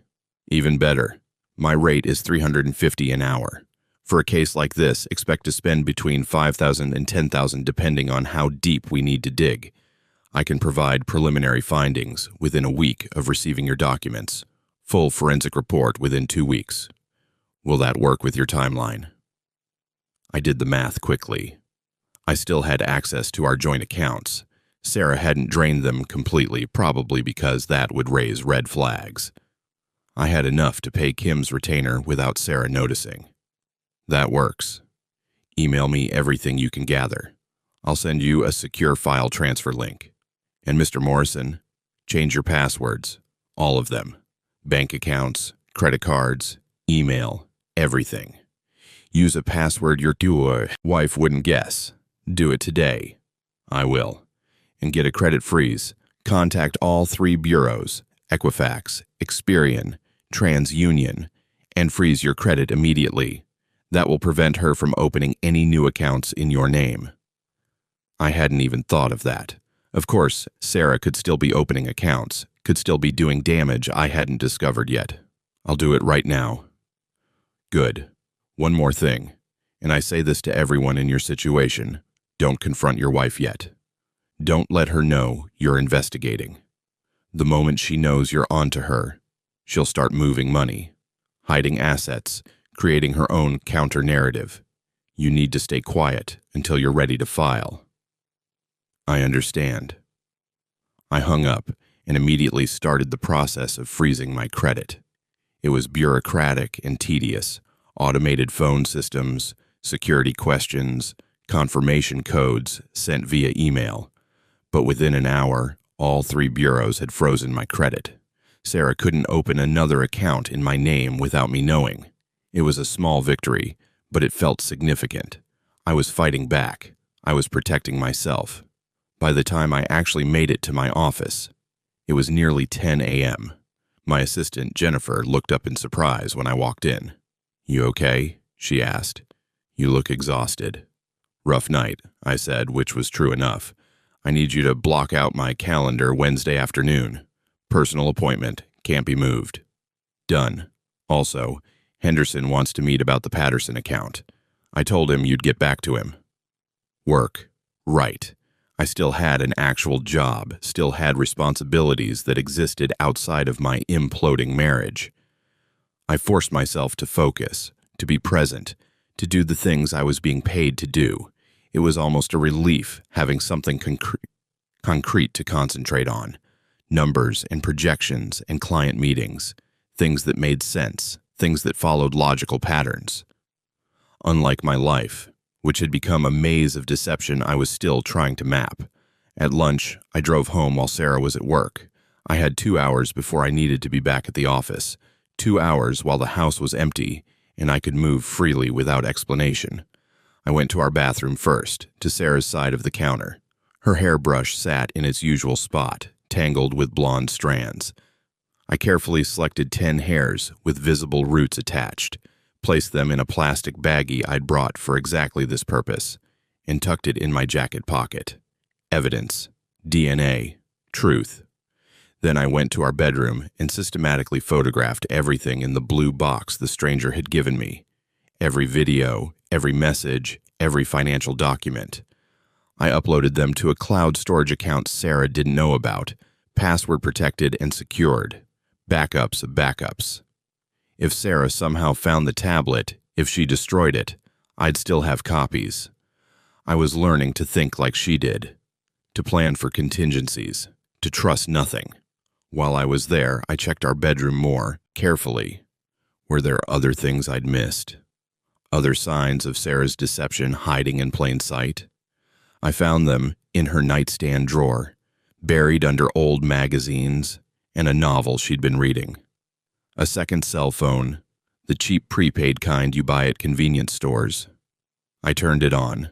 No password, which seemed sloppy for someone as careful as Sarah. But maybe she'd never expected me to look.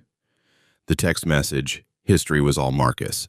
Hundreds of messages, going back months. I scrolled through them quickly, my stomach churning with each new revelation. Miss you, baby. Can't wait to be done with this charade. Only 6 more months, and we can be together. The pregnancy test was positive. My heart stopped. I checked the date on that message. 2 weeks ago. 2 weeks before Sarah had told me she was pregnant. She'd known for 2 weeks and hadn't said anything. Had waited for the perfect moment, the perfect dramatic reveal, or had she been coordinating with Marcus, making sure their stories aligned? I kept scrolling. Did you tell him yet? Tonight. Wish me luck. You won't need luck. He'll be thrilled. Idiot probably already thinks you're perfect. He does. It's almost sad. I took pictures of every message, uploaded them to my secure cloud storage, and carefully replaced the phone exactly as I'd found it. By the time I left the house, I had enough evidence to bury Sarah in court. Enough to prove fraud, adultery, financial crimes. Enough to ensure that when this marriage ended, and it would end, there was no saving it. I wouldn't be the one destroyed. At 4:30 p.m., I was sitting in Dr. Chen's office, handing over the baggie of Sarah's hair and providing my own cheek swab. Results will take about a week, Dr. Chen said, labeling the samples with care. I'll call you as soon as they're ready. The number I have on file. Is that safe? It's my cell. Sarah doesn't have access to it. Good. And Mr. Morrison, whatever the results show, you'll want to have a support system in place. This kind of betrayal, it's traumatic. Don't underestimate that. I nodded, not trusting myself to speak. Because she was right. This was traumatic. Every new piece of evidence, every new layer of deception uncovered, felt like another wound. Death by 1,000 cuts, each one delivered by someone I'd loved, someone I'd trusted, someone who'd never loved me at all.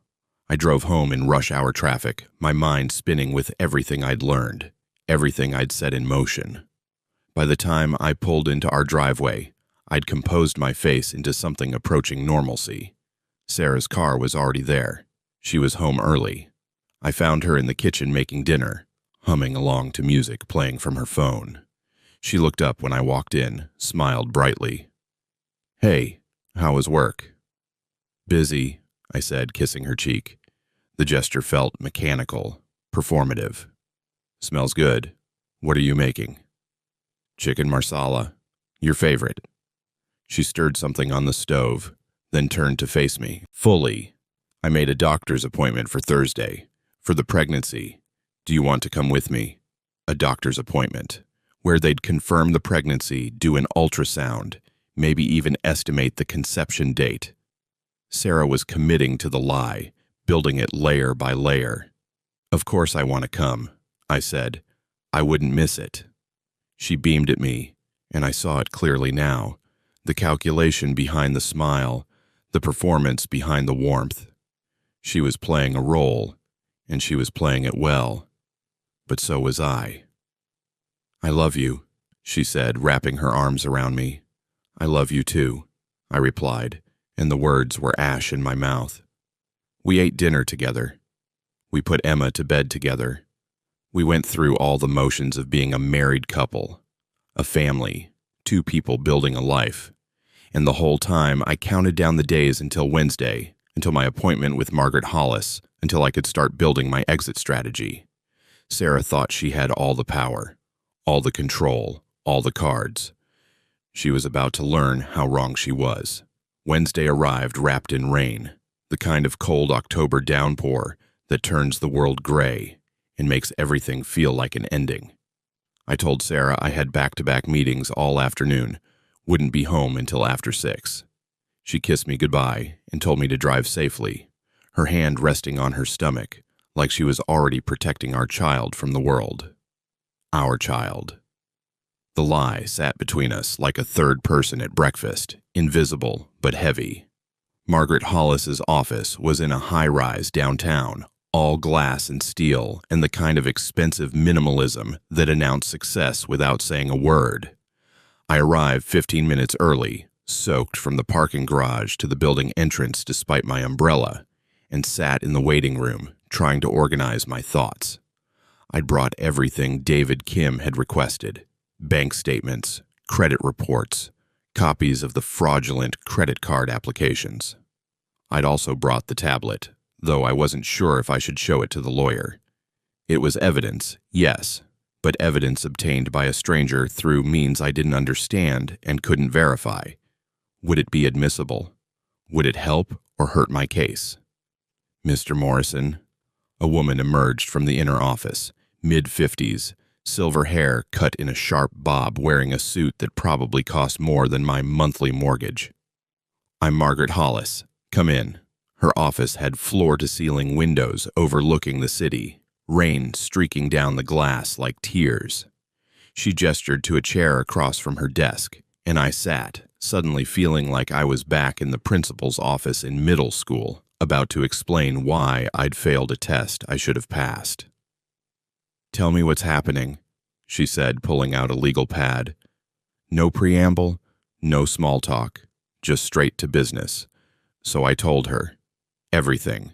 The cafe, the stranger, the blue box, the videos of Sarah and Marcus, the messages detailing their plan, the financial fraud, the drained accounts, the credit cards, the systematic theft, Sarah's pregnancy announcement, and the suspicion that the baby might not be mine. Margaret took notes the entire time, her expression neutral, professional. When I finished, she set down her pen and looked at me with something that might have been sympathy. "How are you holding up?" she asked. The question caught me off guard. I'd expected her to dive into legal strategy, to start outlining options and timelines. Instead, she was asking about me, about how I felt. I stopped, started again. I don't know. Angry, hurt, numb mostly, like this is happening to someone else and I'm just watching it unfold. She nodded. That's normal. Trauma response. Your brain is protecting you from the full impact because if you felt it all at once, you wouldn't be functional, but eventually you're going to need to process it. Have you considered therapy? I've been a little busy trying to save my financial life. I understand, but Mr. Morrison, David, you need to understand that this isn't just a legal battle. This is psychological warfare. Your wife has spent years manipulating you, and even now that you know the truth, part of you probably still wants to believe she loves you, that this is all a mistake or misunderstanding. That's what makes cases like this so difficult. The evidence is clear, but the heart takes longer to catch up. I thought about Sarah's smile that morning, the way she'd straightened my collar before I left for work, the casual intimacy of someone who'd shared my bed and my life for 2 years. Part of me still loved her, or loved the version of her I'd thought was real. Margaret was right. My heart was slower than my head. "What do I do?" I asked. She leaned back in her chair, fingers steepled, considering. "First, let's talk about this tablet and the stranger who gave it to you. You said you don't know who he is." "No, he just appeared, gave me the box, and left." "And you have no way to contact him? No way to verify how he obtained this evidence?" "There was a letter. He said he'd been watching Sarah, investigating her, that she'd done this before to other men." "That's concerning from a legal standpoint. If this goes to court, opposing counsel will argue that the evidence was obtained illegally, through stalking, harassment, invasion of privacy. They'll try to get it thrown out. Even if it's true? Even if it proves Sarah committed fraud? Truth doesn't matter if the evidence is inadmissible. The question isn't whether Sarah did these things. The question is whether we can prove it in court using legally obtained evidence." Margaret tapped her pen against her legal pad. "However, what the stranger gave you is still valuable. It tells us what to look for. It gives us a roadmap. We just need to find the same evidence through legitimate channels." How? The financial fraud is easiest. You have joint accounts, so you have every right to access statements and transaction records. I'll have David Kim do a full forensic analysis. That will be admissible because it's your money and your accounts. The fraudulent credit cards are also straightforward. Those are crimes, and you can report them to the police and the credit bureaus. And the affair? Trickier. In this state, adultery is technically a factor in divorce proceedings, but it rarely impacts the financial settlement unless you can prove the affair directly harmed your economic interests, which, in this case, you can. If Sarah was spending marital assets on her lover, that's dissipation of assets.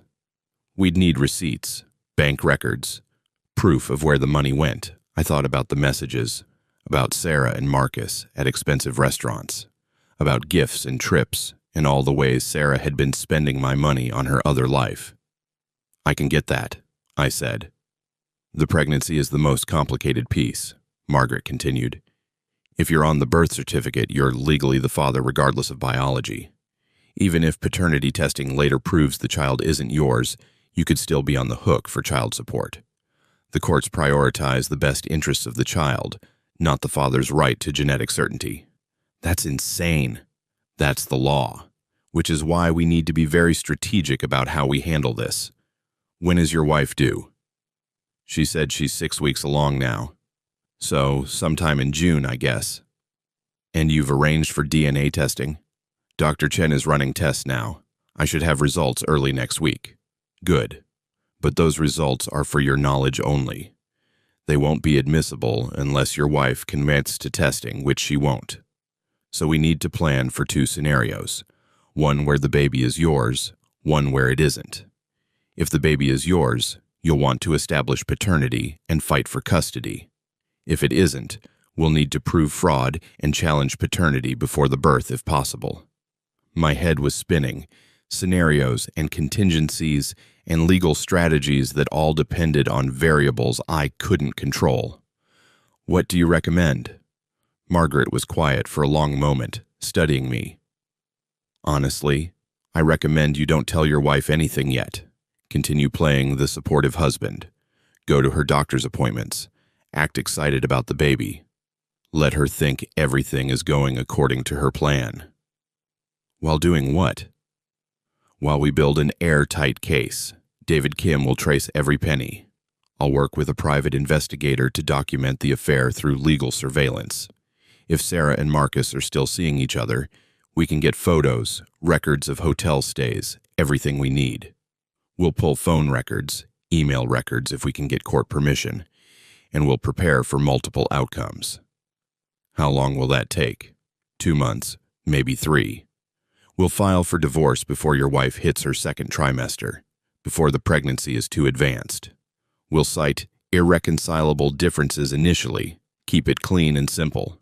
Then, once the divorce is filed, we'll start introducing evidence of fraud and adultery. By the time you're in front of a judge for the settlement hearing, we'll have everything documented. 2 months. 2 more months of living this lie, of sleeping next to Sarah, of pretending I didn't know she was destroying me. I don't know if I can do that, I said quietly. You can, Margaret said firmly, because the alternative is worse. If you confront her now, she'll hire her own lawyer, probably one who's better at playing dirty than I am, and she'll start building a counter-narrative. She'll claim you're abusive, controlling, paranoid. She'll take your daughter and disappear, file for emergency custody. She'll drain what's left in your accounts and you'll spend the next year fighting just to get supervised visitation. Emma's not my daughter, not legally. But you love her. You've been acting as her father. That creates a bond the courts recognize, and Sarah knows it. She knows you'll fight to stay in Emma's life, which gives her leverage. The more you care, the more power she has. I thought about Emma at the park, asking me to push her higher on the swings. Emma at bedtime, begging for one more story. Emma who'd started drawing pictures of our family, her mom, me, and now a new baby on the way. Margaret was right. I did love Emma, and Sarah would absolutely use that against me. So what's the timeline? I asked. Margaret pulled up a calendar on her computer. Today is Wednesday, October 18th. I'll bring David Kim up to speed immediately. He can have preliminary findings within a week. I'll also engage James Rodriguez for surveillance on your wife and her lover.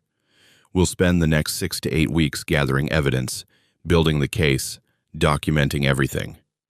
Then we'll file for divorce the first week of December. Before the holidays? I know it seems cruel, but timing matters. If we wait until after the new year, your wife will be deeper into her pregnancy and judges get more sympathetic. File now, and we control the narrative. I sat there trying to imagine filing for divorce while Sarah was pregnant, while Emma was probably writing her Christmas list, while the world was supposed to be full of joy and family and togetherness. But Sarah had made these choices. Sarah had built this house of cards. I was just the one lighting the match. Okay, I said. We file in December. In the meantime, you need to protect yourself financially. I know David Kim already told you to freeze your credit, which is good, but you also need to start separating your assets, carefully, quietly, in ways your wife won't notice. How? Open a new bank account in your name only. Nothing fancy, just a basic checking account at a different bank than where you have your joint accounts. Start having your paychecks direct deposited there instead of the joint account. If your wife asks, tell her your company changed payroll systems or something. She won't question it. What about the money already in the joint accounts? Leave it for now. If you drain them, that's a red flag, but stop putting new money in. Over the next 2 months, that account will naturally deplete as she continues her withdrawals. But you'll be building a separate safety net she doesn't know about. It felt deceptive. Then I remembered I was married to someone who'd been deceiving me since the day we met, and my guilt evaporated. I'll do it, I said. Margaret made more notes, then looked up. One more thing. Your wife's doctor's appointment tomorrow. Are you still planning to go? I'd almost forgotten about that. The OB appointment, the ultrasound, the first glimpse of the baby that might not even be mine. I told her I'd be there. Then go. Play the excited father. But pay attention. See if you can get a copy of the ultrasound images, the doctor's notes, anything that establishes timeline. The more documentation we have, the better. You want me to spy on my wife at her prenatal appointment? I want you to protect yourself, Margaret corrected. Your wife is playing a long game. You need to play it too, and you need to play it better. That means documentation. That means being strategic. That means not letting emotions cloud your judgment. She was right, of course. This wasn't about emotion anymore. This was about survival. We spent another hour going over details. What documents I still needed to gather. What financial moves I needed to make. What to say and not say to Sarah in the coming weeks. By the time I left her office, I had a plan, a timeline, a strategy. I also had a retainer agreement that cost me $10,000, money I paid from my personal savings, money Sarah didn't know about, money that bought me the best divorce lawyer in the city. It was worth every penny. The rain had stopped by the time I reached my car, but the sky was still gray, still heavy with the promise of more storms coming. I sat in the parking garage for a few minutes, engine running, trying to gather myself for the drive home. My phone buzzed.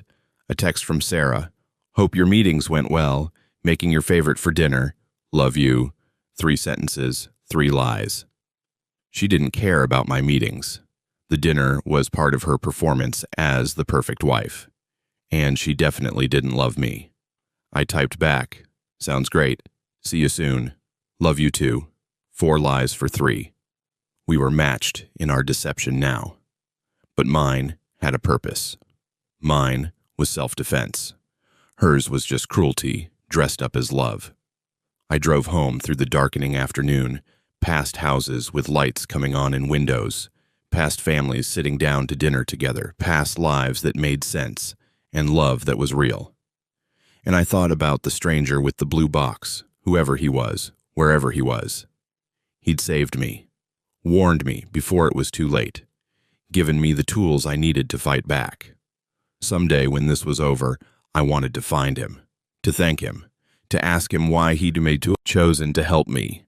What had happened to him that made him spend his time protecting other men from women like Sarah? But for now, I had a role to play. I pulled into my driveway. Sarah's car was there, lights on in the house, smoke rising from the chimney because she knew I liked fires on cold autumn evenings. Everything perfect, everything calculated. I took a breath, composed my face, and went inside to have dinner with my wife, the wife who was planning my destruction, the wife who had no idea I was planning hers right back. Thursday morning, I woke up to Sarah's alarm at 7. She'd set it early so we'd have time for breakfast before her 9:30 appointment. Our appointment, she kept saying, like the possessive pronoun would make it more real, more ours. I'm nervous, she said, sitting at the edge of the bed in her robe, one hand on her stomach. Always that hand, always that gesture. I wondered if she practiced it in mirrors when I wasn't around. Why nervous? I asked, though I could think of plenty of reasons. What if the ultrasound showed she was further along than 6 weeks? What if the dates didn't match up with when we'd been together? What if the doctor asked questions she hadn't prepared answers for? I don't know. First baby jitters, I guess. She turned to look at me, and there were tears in her eyes. Real ones, or manufactured ones. I couldn't tell anymore. What if something's wrong?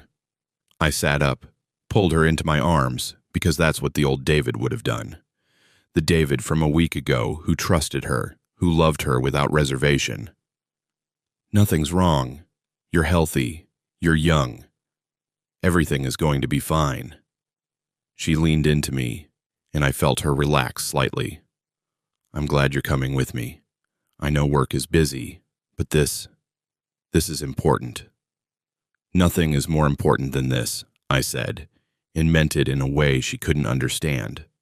This appointment was important, but not for the reason she thought. I needed to see the ultrasound, needed to get documentation, needed to understand the timeline so I could match it against the dates Sarah had been with Marcus, the dates she'd been creating a baby that might not be mine. We got dressed, Sarah in a loose dress that didn't show anything yet, me in slacks and a button-down shirt because I was coming from morning meetings that didn't exist. We dropped Emma at school together, both of us waving as she ran toward her classroom, backpack bouncing against her small shoulders. She's so excited about being a big sister, Sarah said as we drove away. She asked me last night if the baby would be a boy or a girl. I told her we wouldn't know for a while yet. What did she say? She wants a sister, someone to play dolls with. Sarah laughed softly. I told her brothers can play dolls too, but she wasn't convinced. We were having a normal conversation, a sweet domestic conversation about children and futures and family planning. And underneath it all, I was counting the days until I filed for divorce, until I destroyed this facade we were both maintaining. December 1st, Margaret Hollis had circled it on her calendar. 6 weeks from now. I could make it 6 more weeks. The OB's office was in a medical complex near the hospital where Sarah worked. We checked in at the reception desk, filled out paperwork, or rather, Sarah filled it out while I sat beside her, watching her hand move across the forms with practiced efficiency. Previous pregnancies, 1. Previous births, 1. Complications, none. Current medications, prenatal vitamins. She was so calm, so collected, no hesitation, no nervousness, like she'd done this before, which she had with Emma, but also like she had nothing to hide. Maybe she didn't. Maybe the baby really was mine. Maybe her plan was just to have my child and then leave me, not to pass off Marcus's baby as mine. That would be simpler, cleaner, less risky. But I'd learned not to assume anything when it came to Sarah.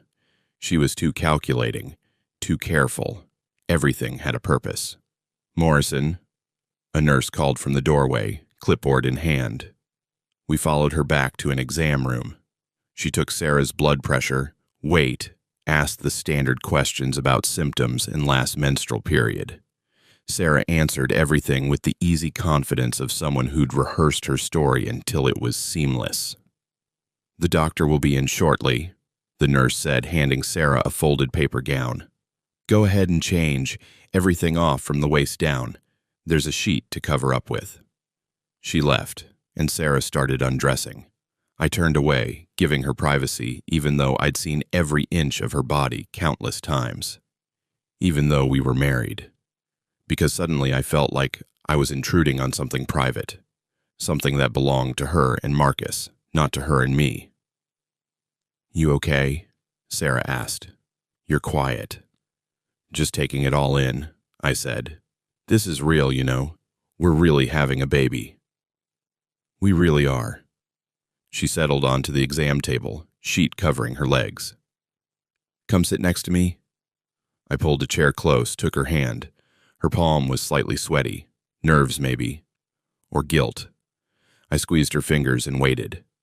Dr. Patterson arrived a few minutes later, a woman in her 50s with kind eyes and sensible shoes. She shook both our hands, congratulated us, asked Sarah how she was feeling. "Tired," Sarah said. "Some nausea in the mornings, but nothing terrible." "That's normal. First trimester can be rough, but it sounds like you're managing well." Dr. Patterson pulled up a stool, flipped through Sarah's chart. "So based on your last menstrual period, you should be about 6 weeks and 3 days today. That means we'll do a transvaginal ultrasound. It's too early for an abdominal one. We should be able to see the gestational sac and hopefully a heartbeat." 6 weeks and 3 days. I did the math quickly in my head. That would put conception around September 7th or 8th. We'd been married 2.5 months then. I'd been traveling for work the first week of September, a conference in Denver. I'd gotten home on the 6th. Had Sarah been with Marcus while I was gone? Had she carefully timed everything so she couldn't be sure who the father was? Or had she been with me that weekend and gotten pregnant legitimately? Her plan simply to use the baby as leverage, regardless of its origins. I needed that DNA test, needed Dr. Chen to call with results, needed to know the truth. Dr. Patterson prepared the ultrasound equipment while Sarah positioned herself for the exam. I held her hand and tried not to think about all the ways this moment should have been different. Should have been joyful and hopeful and full of love, instead of lies and manipulation and cold strategic planning. The monitor flickered to life, black and gray shadows that meant nothing to me. Dr. Patterson moved the wand carefully, studying the screen with practiced focus. "There," she said, pointing to a small dark circle. "That's the gestational sac, and there," she adjusted the angle slightly, "that's the yolk sac. Everything looks right on track for 6 weeks." "Is there a heartbeat?" Sarah's voice was tight with what sounded like genuine anxiety. "Let me check." More adjusting, more shadows moving across the screen, then suddenly a flutter, a tiny rapid pulsing in the center of the sac. "That's the heartbeat," Dr. Patterson said, smiling. "About 110 beats per minute, which is perfect for this stage. Congratulations, you have a healthy pregnancy." Sarah started crying. Real tears this time. I was certain of it. Whatever else she'd lied about, whatever else was manufactured, her emotion in this moment felt genuine. She was looking at the screen with wonder and fear and something that might have been love. And I felt nothing, just a distant observation. There's a heartbeat. There's a baby. It might be mine or it might not be. But either way, it exists. "Can I get a picture?" Sarah asked through her tears. Of course. Dr. Patterson pressed a button and the machine whirred, printing out ultrasound images.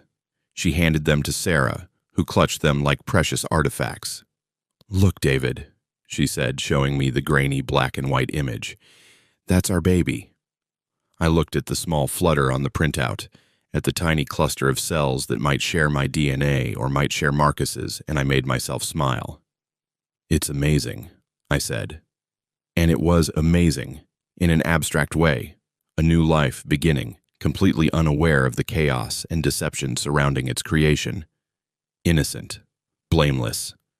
I felt a surge of protectiveness toward that flutter on the screen, that tiny heartbeat.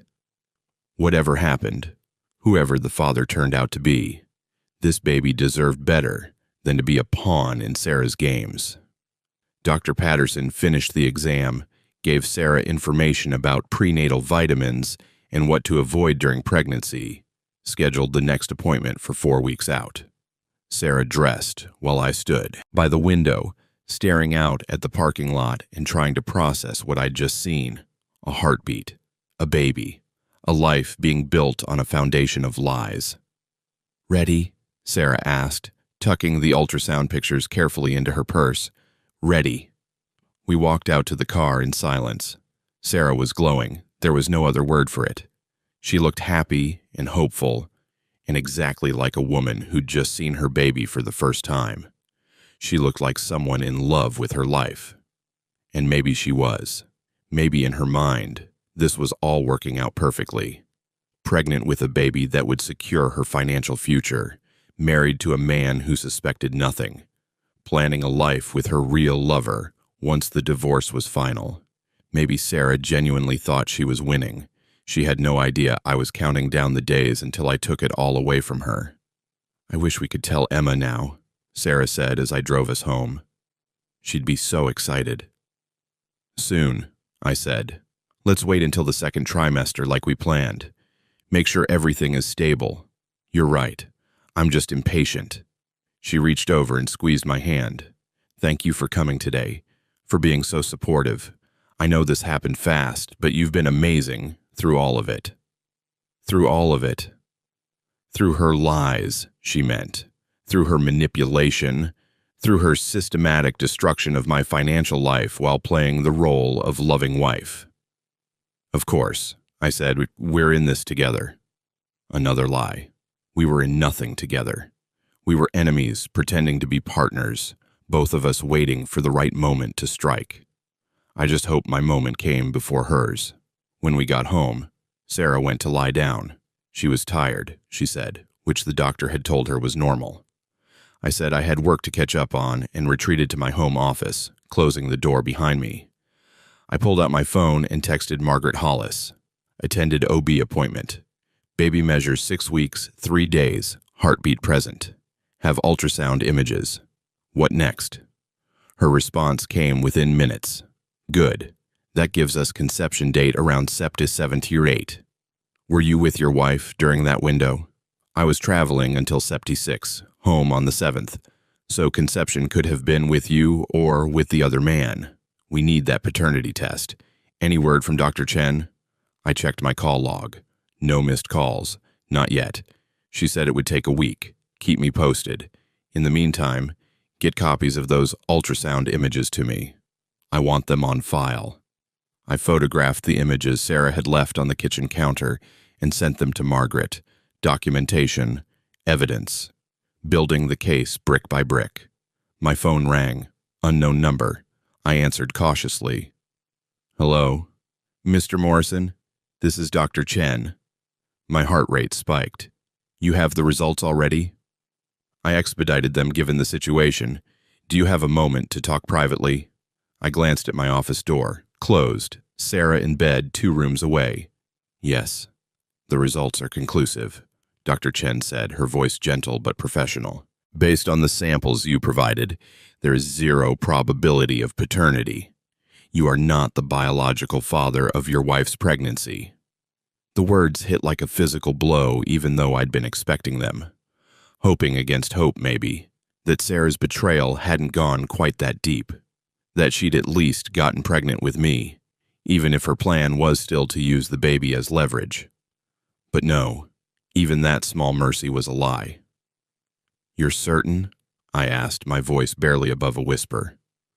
"The samples were clear and uncontaminated. The results are definitive." "I'm sorry, Mr. Morrison." I sat there in my office chair, staring at nothing, and felt the last piece of my marriage crumble to dust. Sarah wasn't just lying about loving me, she was lying about everything.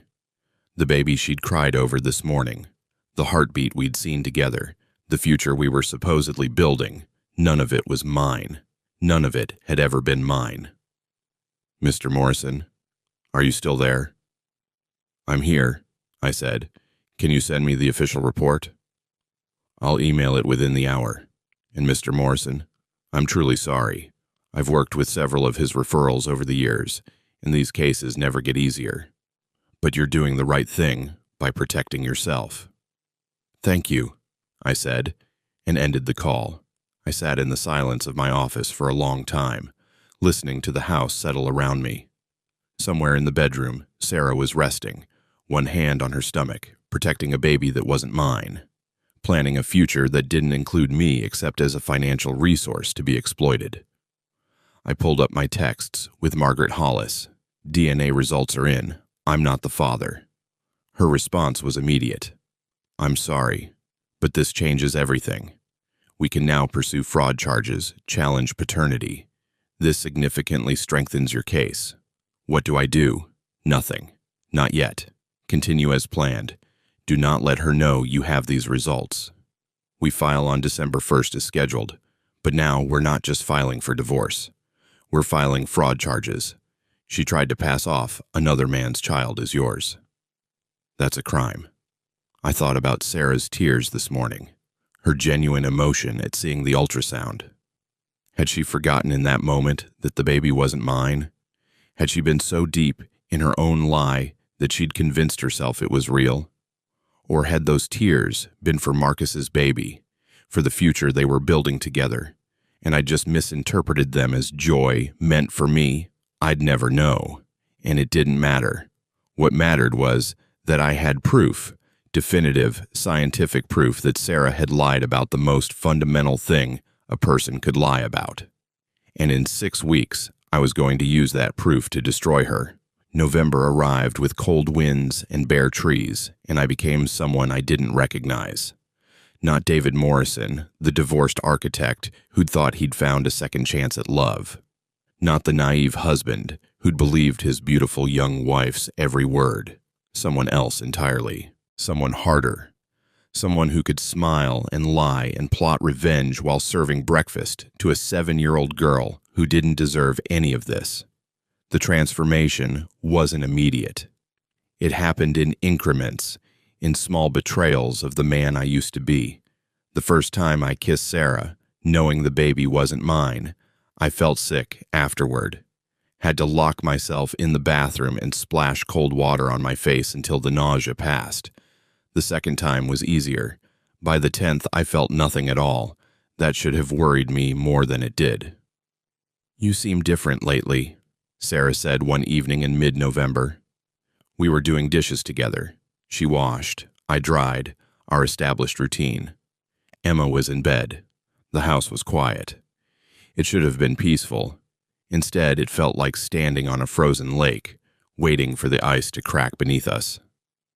Different how? I asked, drying a plate with methodical precision. I don't know. Distant, maybe. Like you're here, but not really here. She handed me another plate, her fingers brushing mine.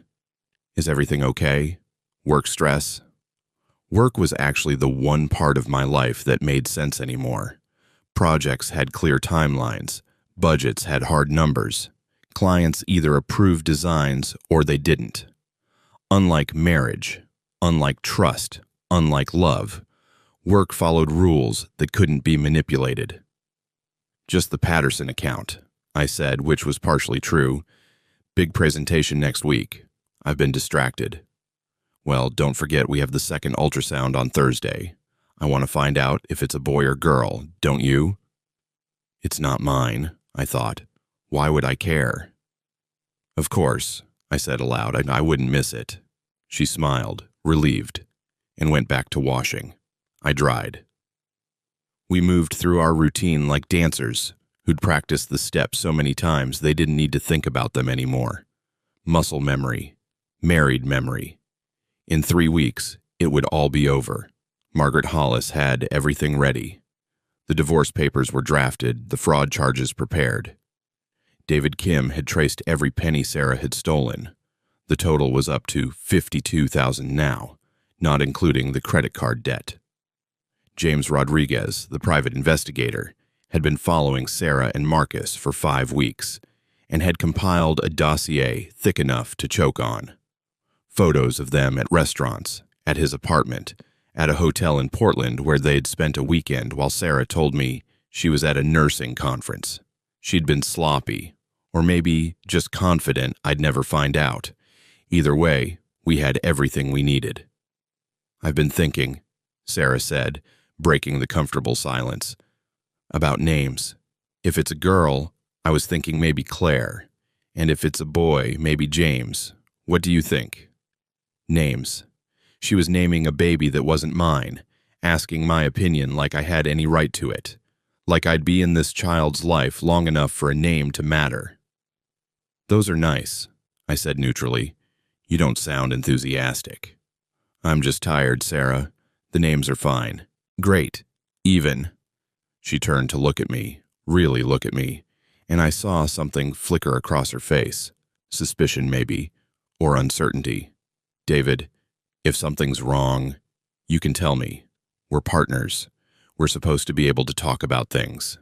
Partners. The word was almost funny. Partners implied equality, honesty, shared goals. We were none of those things. We were a con artist in her mark, and the mark had finally woken up. "Nothing's wrong," I said, and kissed her forehead. "I promise. Just work stress and not enough sleep. I'll be fine once this presentation is done." She seemed to accept this, or at least pretended to. We finished the dishes. We watched TV for an hour, some home renovation show Sarah loved, where couples fought about backsplashes and then cried when they saw the finished product. She curled against me on the couch, my arm around her shoulders, her hand on her growing belly. 4 months pregnant now. Starting to show, though she hid it well under loose sweaters and careful posture. In another month, she wouldn't be able to hide it at all. In another month, everyone would know she was pregnant, and by then, everyone would also know we were getting divorced. I wondered what story she'd tell, what narrative she'd spin to make herself the victim. Probably that I'd left her when she was pregnant, couldn't handle the stress of fatherhood, abandoned her and Emma when they needed me most. Let her tell whatever story she wanted. I had evidence, I had documentation, I had the truth. My phone buzzed. A text from Margaret. "All set for December 1st.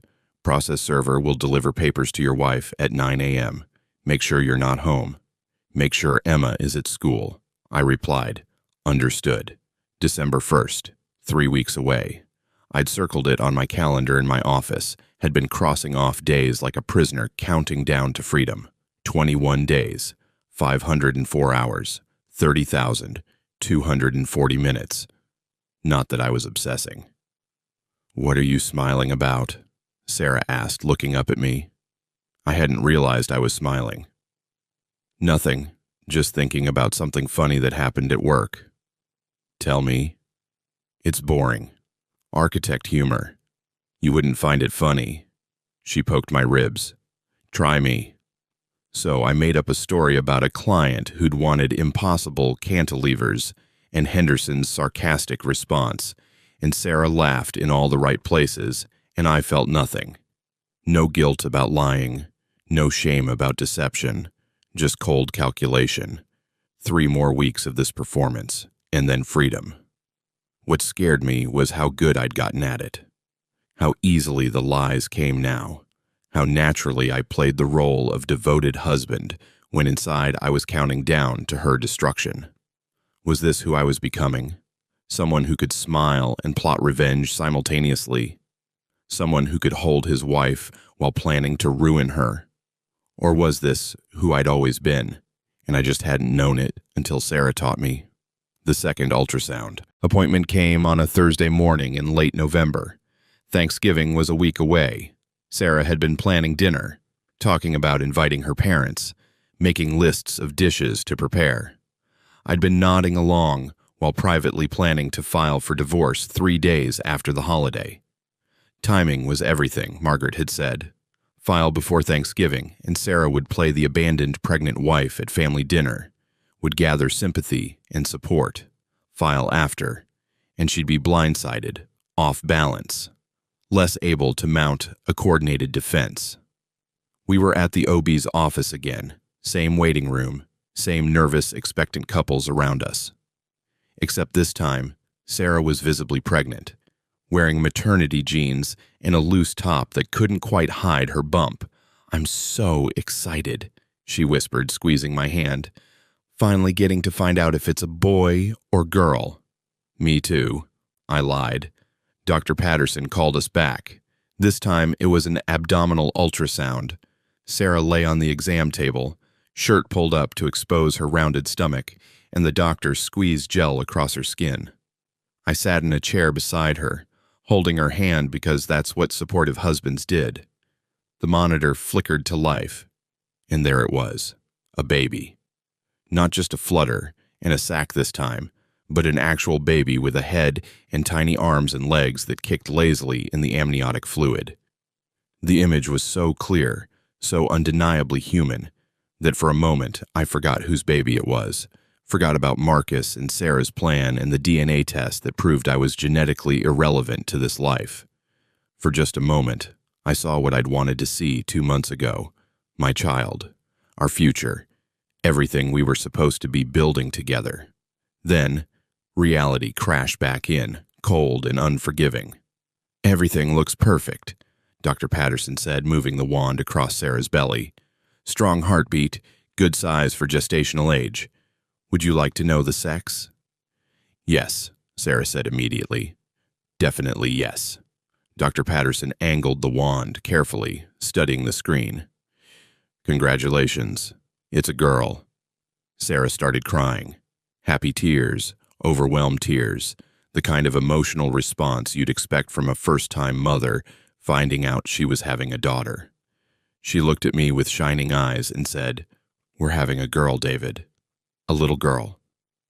"That's wonderful," I said, and somewhere deep inside, past all the anger and betrayal and cold calculation, I felt a twist of genuine grief, because this should have been wonderful.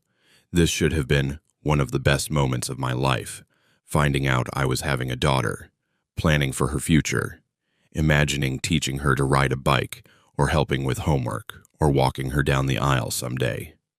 Instead, it was just another lie in a long chain of lies. Another thing Sarah had stolen from me. "Can we get pictures?" Sarah asked. Dr. Patterson printed out several ultrasound images, the baby's profile, her tiny hands, her feet. Sarah clutched them like treasure, showing me each one with breathless excitement. "Look at her nose. She has your nose, David, don't you think?" She didn't have my nose. She didn't have any of my features, because she didn't have any of my DNA. She was Marcus's daughter, not mine. But Sarah was so deep in her own performance that maybe she'd actually convinced herself the lie was true.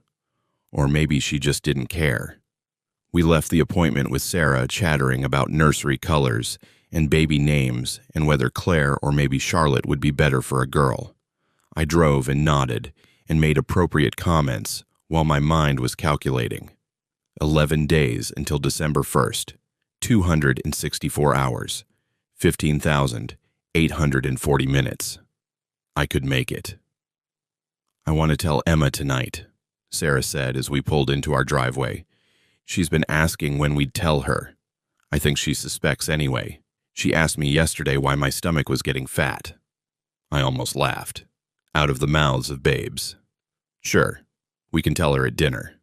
So that evening, after Sarah made Emma's favorite meal, chicken nuggets shaped like dinosaurs, because Emma was 7 and dinosaur nuggets were still peak cuisine, we sat our daughter down and told her she was going to be a big sister. Emma's reaction was pure, uncomplicated joy.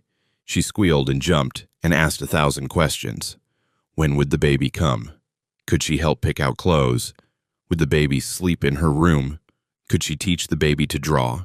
Sarah answered each question with patience and love, and I watched them together, mother and daughter, bonded by blood and history and genuine affection, and felt that twist of grief again. Because Emma loved Sarah. Emma trusted Sarah. And when the divorce happened, when the truth came out about the fraud and the affair and the lies, Emma was going to be devastated.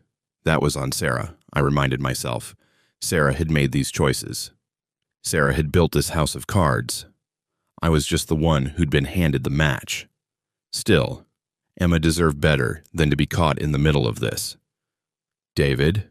Emma's voice pulled me back to the present. Aren't you excited? I looked at her gap-toothed smile, and her bright eyes, and her complete innocence, and I forced enthusiasm into my voice. I'm so excited, sweetheart. You're going to be an amazing big sister. She beamed at me, and Sarah reached across the table to squeeze my hand, and for anyone looking in from outside, we were the perfect family. Happy, stable, full of love and promise. The mask was flawless. That night, after Emma was asleep and Sarah had gone to bed early, pregnancy made her tired, she said, I sat in my office with the blue box the stranger had given me all those weeks ago. I'd looked at the contents so many times I'd memorized them. Every video, every message, every financial document. But tonight, I opened the Read Me folder again and reread the letter from the stranger. Be the kind of man who doesn't let someone destroy him without fighting back. I'd taken his advice, followed his roadmap, built my case carefully and quietly. In 11 days, I'd strike back in a way Sarah would never see coming. But at what cost? I looked at the ultrasound pictures Sarah had left on my desk. The baby girl who wasn't mine. The daughter I'd never meet. The life I'd never be part of. In another timeline, if Sarah had been honest, if she'd actually loved me, this could have been everything I wanted. Instead, it was just evidence in a fraud case. I put the pictures in a folder with all the other documentation, organized them by date, labeled them clearly. Margaret would need them for court. My phone buzzed. A text from a number I didn't recognize. You're doing the right thing. Stay strong. Almost there. I stared at the message. The stranger? It had to be. No one else knew what was happening, what I was planning. Margaret and her team were professionals who wouldn't text me personal encouragement. This had to be the man from the cafe, the one who'd given me the blue box, the one who'd saved me from complete destruction. I typed back, "Who are you?" 3 dots appeared, then disappeared, then reappeared. Finally, someone who understands. Good luck, David. The number went dead after that. When I tried to call it, I got an automated message that it was no longer in service. Burner phone, probably. The stranger was careful, smart, just like I'd learned to be. I went to bed around midnight, climbed in beside Sarah, who was already deeply asleep, one hand on her growing belly, even in unconsciousness, protecting Marcus's baby, planning her future, completely unaware that in 11 days, everything she'd built was going to collapse. I closed my eyes and counted down. 10 days, 23 hours, 47 minutes. Almost there. Thanksgiving came and went like a fever dream. Sarah's parents drove up from Sacramento.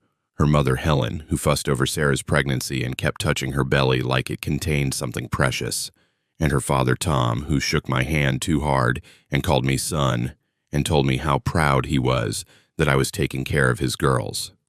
I carved the turkey and smiled, and accepted their congratulations, and hated every second of it. Not because of them. They were decent people who had no idea their daughter was a fraud. But because I knew what was coming in 5 days, and I knew it would destroy them too. You seem quiet, Helen said to me while we were loading the dishwasher after dinner. Sarah and Tom were in the living room with Emma, looking at baby furniture catalogs. Everything all right with you and Sarah?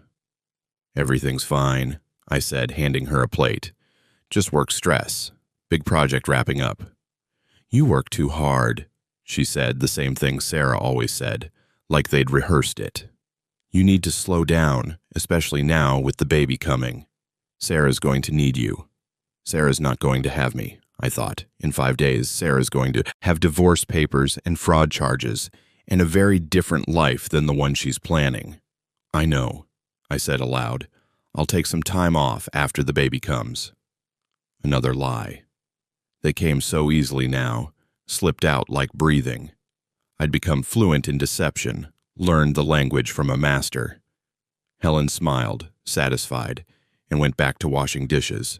And I stood there, in my kitchen, in my house, with my wife's family, and counted down. 4 days, 17 hours, 32 minutes. December 1st arrived cold and clear. I woke up at 5:30 a.m. even though my alarm wasn't set until 6. Couldn't sleep. Couldn't stop my mind from running through everything that was about to happen. Margaret had walked me through the timeline a dozen times. At 9 a.m., a process server would arrive at the house and hand Sarah the divorce papers. I needed to not be home when that happened. Needed to be somewhere public, somewhere with witnesses, somewhere that proved I hadn't fled or done anything suspicious. At 9:15 a.m., the police would arrive to take Sarah's statement about the financial fraud. Margaret had filed a report with evidence of the stolen money, the fraudulent credit cards, the systematic theft. They'd want to question Sarah, get her side of the story, and she'd realize just how much trouble she was in. By 10 a.m., Sarah would probably call me, angry or crying or both, demanding to know what I'd done, how I could do this to her, how I could abandon her while she was pregnant with my child. Except it wasn't my child. And I had DNA evidence to prove it. I got out of bed carefully, trying not to wake Sarah. She was sleeping on her side, belly round under the covers, one hand tucked under her cheek. She looked peaceful, innocent, like someone who deserved gentle mornings and loving partners, and a future full of promise. The mask was so good, even I almost believed it sometimes. I showered, dressed in the clothes I'd laid out the night before. Business casual, nothing that would draw attention. I made coffee, poured it into a travel mug, wrote a note for Sarah. Early meeting, didn't want to wake you, love you, the last lie. After today, I'd never tell her I loved her again. After today, I'd never have to. I checked on Emma, still sleeping, her stuffed rabbit tucked under her arm. I stood in her doorway for a long moment, memorizing this. The last morning, I'd be in this house as a husband and stepfather. The last morning before everything changed. I'm sorry, I whispered to her sleeping form. Sorry she was caught in this. Sorry her mother had made choices that would tear her world apart. Sorry I couldn't protect her from what was coming. Then I left, closed the door quietly, walked through the house one last time, got in my car, and drove away without looking back. I went to a coffee shop downtown, the same one where I'd made my first phone calls to Dr. Chen and Margaret Hollis all those weeks ago. Full circle. I ordered a large coffee and a scone. I had no intention of eating and sat by the window where I could see the street. 8:47 a.m., 13 minutes until the process server arrived at my house. My phone was on the table in front of me, volume turned up, waiting for the inevitable call from Sarah. My hands were shaking slightly. I wrapped them around the coffee cup to steady them. This was really happening. After 7 weeks of planning, of gathering evidence, of living a lie, this was the moment everything came apart. 8:52 a.m., 8 minutes. A text from Margaret. Process server is en route. Everything is ready. Stay where you are. Do not go home. Do not answer if she calls until after the police have been there. I replied, understood. 8:56 a.m., 4 minutes. I thought about Sarah waking up, getting out of bed, maybe putting on her robe, and going to the kitchen to make coffee, finding my note, smiling because she thought she had me completely fooled.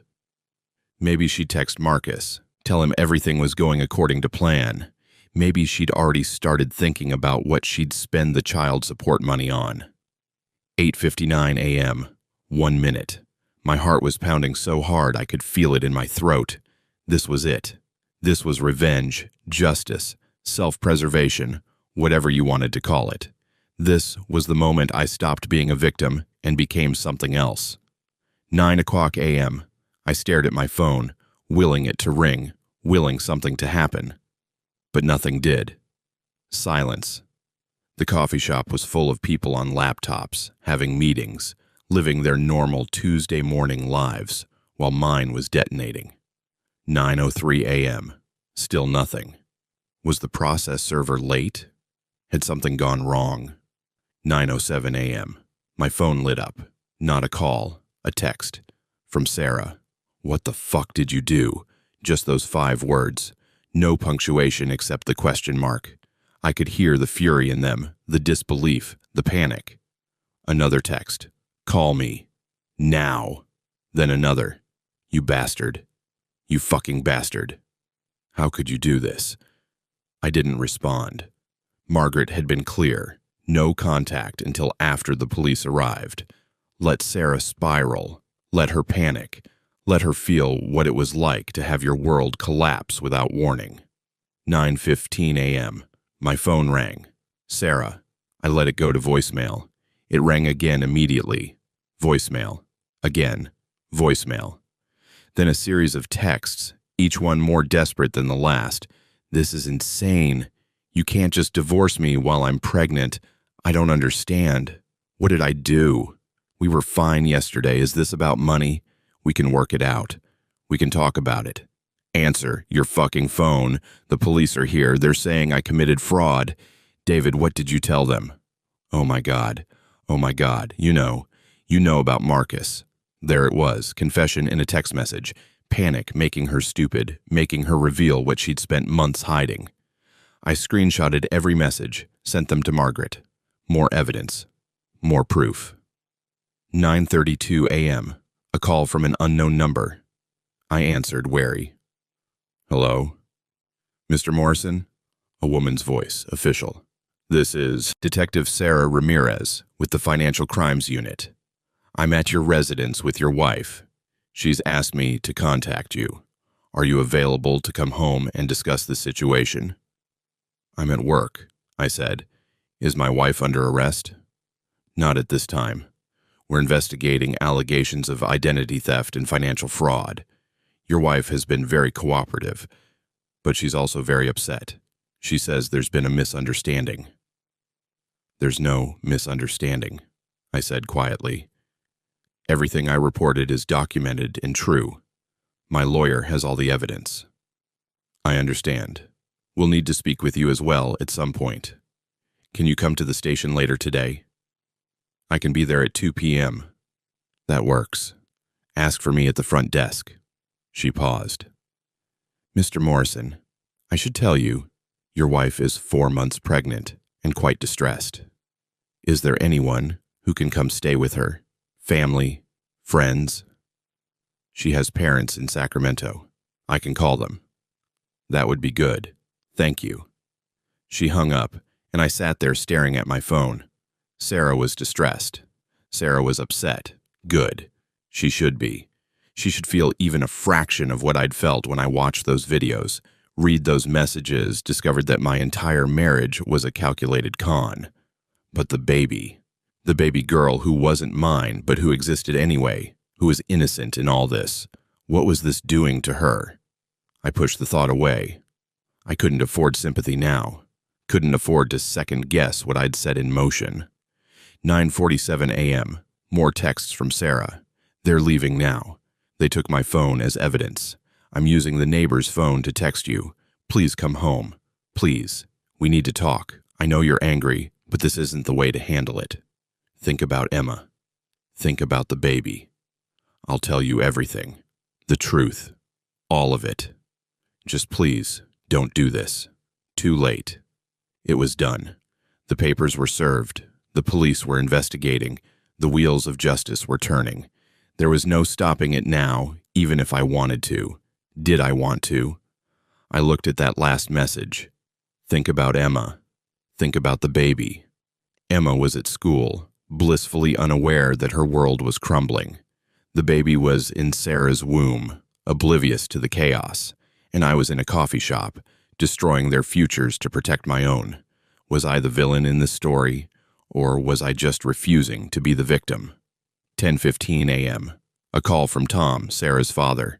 I let it go to voicemail, then listened to the message. David, it's Tom. Sarah called us in hysterics. Something about divorce papers and police. Helen and I are driving up now. I don't know what's going on, but I'm sure we can work this out. Whatever it is, whatever happened, your family. We're family, call me back. Your family. Except I never really was I? I was a mark, a paycheck, a means to an end. I deleted the voicemail. 11:30 a.m. Margaret called. How are you holding up? I'm fine, I said, which was probably a lie. I didn't know what I was feeling. Numb, mostly. Detached, like I was watching this happen to someone else. The police are processing Sarah's statement. She's admitted to the affair, but claims the financial issues were misunderstandings, that you gave her permission to access the accounts, that the credit cards were joint decisions. She's trying to spin a narrative where you're the one who's being unreasonable, filing for divorce because you can't handle her past relationship. Can she get away with that? Not with the evidence we have. The DNA test alone proves she tried to pass off another man's child as yours. That's fraud, plain and simple. Plus, David Kim's forensic analysis shows a clear pattern of systematic theft. The credit cards have addresses you never authorized. She's buried, David. She just doesn't know how deep yet. What happens next? The police will likely file charges within a week. Identity theft, fraud, possibly more depending on what else they uncover. The divorce will proceed separately, given that you're not the biological father, and can prove Sarah committed fraud. You have grounds for annulment, actually. We can argue the marriage was based on false pretenses. Annulment, like it never happened. Like the last 2 years were just a bad dream I could wake up from. Except Emma was real. The baby was real. The heartbreak was real. I'll be at the police station at 2, I said, to give my statement. I'll meet you there. And David, don't go home today. Don't see Sarah until we have a restraining order in place. She's desperate right now, and desperate people do unpredictable things. She wouldn't hurt me. You didn't think she'd steal $50,000 from you either. But here we are. Trust me on this. Stay away. She was right. I didn't really know Sarah at all. I'd thought I did, but the woman I'd married was a fiction. The real Sarah, the one who could look me in the eye and lie for 2 years straight, I had no idea what she was capable of. 12:43 p.m. I was still at the coffee shop, my scone still uneaten, my coffee long gone cold. People flowed around me, busy with their days, their problems, their lives. And I sat frozen, waiting for the next thing, the next call, the next piece of my old life to fall away. My phone buzzed. A text from the same unknown number that had contacted me before, the stranger. You did it. I'm proud of you. Now comes the hard part, rebuilding. But you will rebuild. You're stronger than you think. Who are you? I typed back for the 100th time. This time he answered. Someone who lost everything to a woman like Sarah. Someone who wishes he'd had the courage to fight back the way you did. Someone who wants to make sure other men don't end up where I did, broken, bankrupt, and alone. What happened to you? That's a story for another time. For now, focus on yourself. Finish what you started. And when it's over, when you're free, find a way to help someone else. Pay it forward. Break the cycle. How do I find you? After this is done, you don't. I'll find you when you're ready. Good luck, David. The number went dead again, and I sat there with this strange sense of connection to a man I'd never really met, would probably never see again, but who'd saved my life in a very real way. Without him, I'd still be Sarah's dupe, still be planning for a baby that wasn't mine, still be hemorrhaging money while she and Marcus laughed at how easy I was to fool. Instead, I was sitting in a coffee shop at 1:15 p.m. on a Tuesday, waiting to give a statement to the police about my wife's crimes, preparing to watch my marriage officially end. And somewhere deep inside, underneath the numbness and the anger and the grief, I felt something that might have been relief. I was free. Or I would be soon. 3 months later, I stood in the empty house that used to be mine and Sarah's, watching movers carry out the last of my furniture. February rain drummed against the windows, the same cold, relentless rain that had been falling the day Margaret Hollis first laid out my legal options. Full circle again. The house had sold quickly. Turned out people loved craftsman bungalows in good school districts, even ones with histories of betrayal soaked into the walls. The new owners, a young couple expecting their first child, genuinely in love from what I could tell, had no idea what had happened here. They just saw hardwood floors and a nice backyard and proximity to Emma's elementary school. I hadn't told them. What would I say? My ex-wife used to stand in that kitchen making dinner while texting her lover. I found out in that bedroom that the baby she was carrying wasn't mine. We had our last family meal at that dining table before everything collapsed. Some histories were better left buried. That's the last of it, Mr. Morrison. The head mover, a guy named Rick with arms like tree trunks, appeared in the doorway. Truck's loaded. We'll have everything at your new place by 5. Thanks, I said, handing him the final payment. Cash because I'd learned not to trust anything that left a paper trail someone could manipulate. After they left, I walked through the empty rooms one last time. The living room where Sarah and I had watched TV, where Emma had played with her toys, where we decorated a Christmas tree just 2 months ago, before everything exploded. The kitchen where I'd made pancakes and served lies and pretended everything was fine. The bedroom where I'd slept next to a stranger wearing my wife's face. I felt nothing. No nostalgia, no grief, no longing for what might have been. Just a distant observation. This is where I used to live. Now I don't. The numbness that had started the day I served divorce papers had never really lifted. Margaret said it was normal, that I was still processing trauma, that eventually I'd feel something again.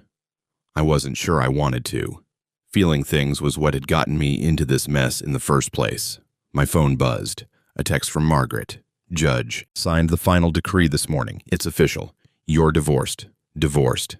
After everything, the police investigation, the fraud charges, the DNA evidence, the custody battle over Emma that I'd ultimately lost, it came down to a simple legal document. Marriage dissolved. Assets divided. Future severed. I typed back, what about the criminal charges? Sarah took a plea deal. Guilty to 1 count of identity theft, 2 years probation, restitution of 52 years plus interest. She'll have a record, but no jail time. Given the pregnancy, the DA didn't want to push for incarceration. Of course not. Sarah was 7 months pregnant now, enormous and uncomfortable, and playing the victim to anyone who'd listen. Poor Sarah, abandoned by her cruel husband while carrying his child. Except it wasn't his child, but that detail got lost in the narrative somehow. The court of public opinion had been less kind to me than the actual court. Half our friends believed Sarah's version of events, that I'd overreacted to a past relationship, that I was vindictive and controlling, that I'd divorced her out of spite. Never mind the evidence. Never mind the DNA test. Never mind that she had stolen $50,000 and tried to pass off another man's baby as mine. People believed what they wanted to believe. And they wanted to believe the pregnant woman over the cold, calculating husband who'd destroyed her at her most vulnerable. I'd stopped caring what people thought around January. What about Marcus? I texted Margaret. His wife divorced him when the affair came out. He's fighting Sarah for custody of the baby. Ironic, considering he was fine with Sarah trapping you, but apparently has strong feelings about being a father to his own child. I almost laughed. Almost. Marcus and Sarah, the perfect couple who'd orchestrated my destruction, were now destroying each other. She wanted child support. He wanted custody. Both of them were learning that lies had consequences, that schemes had a way of eating their creators. I felt no satisfaction in their pain, just nothing. And Emma? I asked, even though I knew Margaret couldn't help with this one. Sarah has full custody. You knew that would happen. No biological relation, short marriage, no legal standing. I'm sorry, David. Emma. 7 years old and confused about why David didn't live with them anymore, why Mommy cried all the time, why everything had changed so suddenly. Sarah had promised I could still see her, had said we'd work something out, but after the divorce was filed, she'd cut off all contact, changed her number, moved to a different house, took Emma out of her old school. I'd tried to fight for visitation, had argued that I'd acted as Emma's father for 2 years, that we had a bond, that it wasn't fair to punish the child for the mother's crimes. But the judge had been clear. No biological relation, no adoption, no legal rights. Sarah could cut me out of Emma's life completely, and there was nothing I could do about it. That was the part that hurt most, not Sarah's betrayal. I'd processed that, accepted it, moved on. But losing Emma, the kid who'd called me to kill spiders and asked me to read bedtime stories and had just started to trust me enough to hold my hand in parking lots, that felt like punishment for a crime I didn't commit. I left the empty house, locked the door for the last time, and dropped the keys in the realtor's mailbox. Symbolic, maybe. Closing a chapter. Moving forward. All the cliches people spouted about healing and growth and becoming stronger from trauma. I drove across town to my new apartment, a sterile 2-bedroom in a complex full of other divorced people starting over. The furniture the movers had delivered looked wrong in the space, like pieces from someone else's life that didn't quite fit. I'd get used to it, or I wouldn't. Either way, it was mine. My phone rang. Unknown number. I almost didn't answer, but curiosity won out. Hello? David Morrison? A man's voice, vaguely familiar. Speaking. This is Dr. Patterson's office calling about your appointment tomorrow at 10 a.m. We just wanted to confirm you're still coming. I'd forgotten about that. The therapist Margaret had insisted I see, the one who specialized in psychological trauma and recovery from abusive relationships. I'd been going weekly for 6 weeks now, sitting in her comfortable office talking about trust and betrayal and how to rebuild a life from scratch. I'll be there, I said. Great. See you tomorrow. She hung up, and I added the appointment to my calendar. Therapy, work, gym, dinner alone. The routine of my new life, empty and structured and safe. That evening, I opened the blue box for the first time in weeks. It had been packed away during the move, buried under clothes and books and things I didn't want to think about. But tonight, I needed to see it again. Needed to remember why I'd done what I'd done. The tablet was still there, still charged somehow. I opened it and scrolled through the videos one more time. Sarah and Marcus at restaurants, in his apartment, planning my destruction. The messages detailing their scheme, the financial records showing the theft. Evidence that had saved me. Proof that I hadn't been crazy or paranoid or cruel. I'd been protecting myself from someone who'd systematically tried to ruin me. The README folder had one new file I hadn't noticed before. Added recently, somehow, though I'd never connected the tablet to Wi-Fi and didn't know how anyone could have updated it remotely. I opened it. Another letter, same elegant script. David, if you're reading this, it means you made it through. The divorce is final. You're free. You're starting over. I want to tell you my story now, not because you need to know. You've earned your freedom and don't owe me anything, but because I think it might help you understand why I did what I did. My name is Michael Chen. Yes, Dr. Patricia Chen, who did your DNA testing, is my daughter. That's how I learned about you, how I knew where you'd be that day at the cafe. 15 years ago, I was where you were, married to a woman I loved, raising children I thought were mine, building a life I thought was real. Her name was Victoria. We were married 12 years before I found out she'd been having an affair for 8 of them.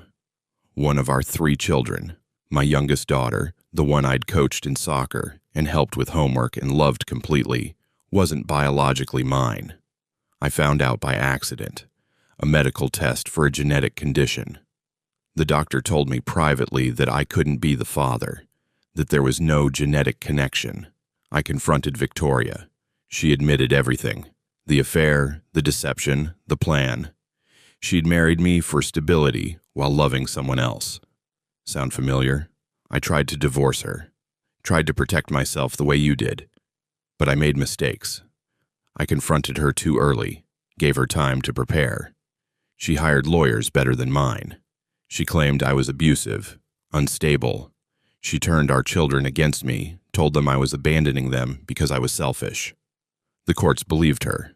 I lost custody, lost my house, lost my savings, lost everything. And my daughter, the one who wasn't biologically mine but who I'd raised from birth.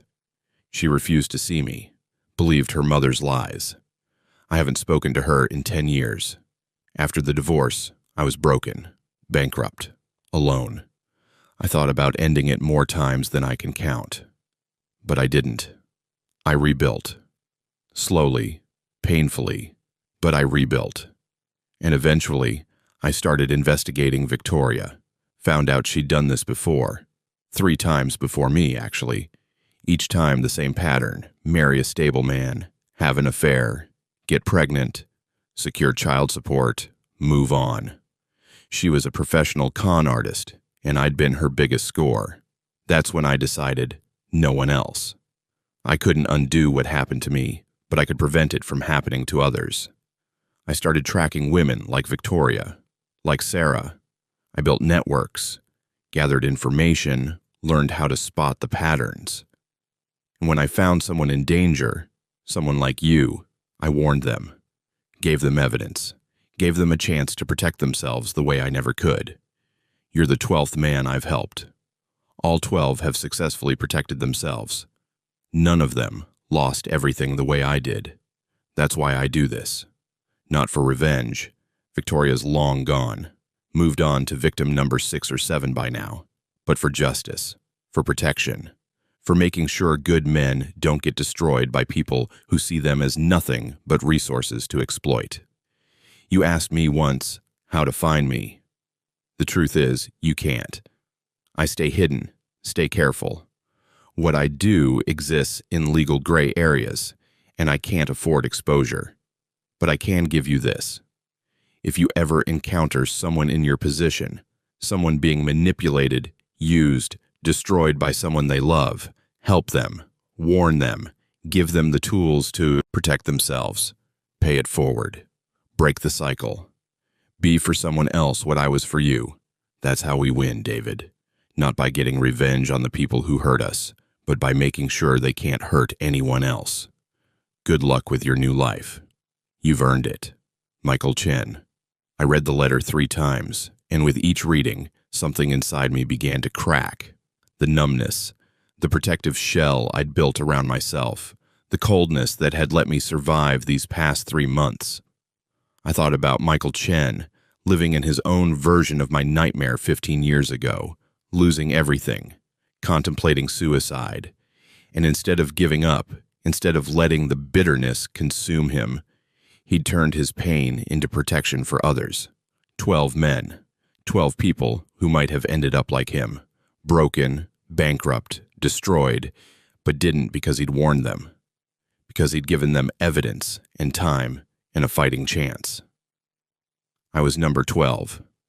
I sat there in my new apartment, surrounded by boxes still unpacked and furniture that didn't feel like home, and I cried for the first time since the day I'd served divorce papers. Not for Sarah. She'd made her choices and would live with the consequences. Not even for myself, really. I cried for Emma, who'd lost a father figure through no fault of her own. For the baby girl who'd be born into chaos and custody battles. For Michael Chen and his daughter who hadn't spoken in 10 years. For all the collateral damage that came from one person's selfish choices. And when I was done crying, when the tears had stopped, and my breathing had steadied, I made a decision. I was going to do what Michael Chen had asked. I was going to pay it forward. I didn't know how yet. Didn't know if I'd track down other victims the way he had, or find some other way to help. But I knew I couldn't let this experience break me. Couldn't let Sarah's betrayal turn me into someone bitter and broken and unable to trust again. Michael had survived. He'd rebuilt. He'd found purpose in protecting others. I could do the same. 6 months later, I was sitting in a different cafe when I saw him. Not the same cafe where I'd received the blue box. I avoided that place now, but a new one across town. I was working on my laptop, designing a community center for a nonprofit that helped abuse survivors, when a man sat down at the table next to mine. Silver hair, Winter Lake eyes, expensive watch, inexpensive suit, Michael Chen.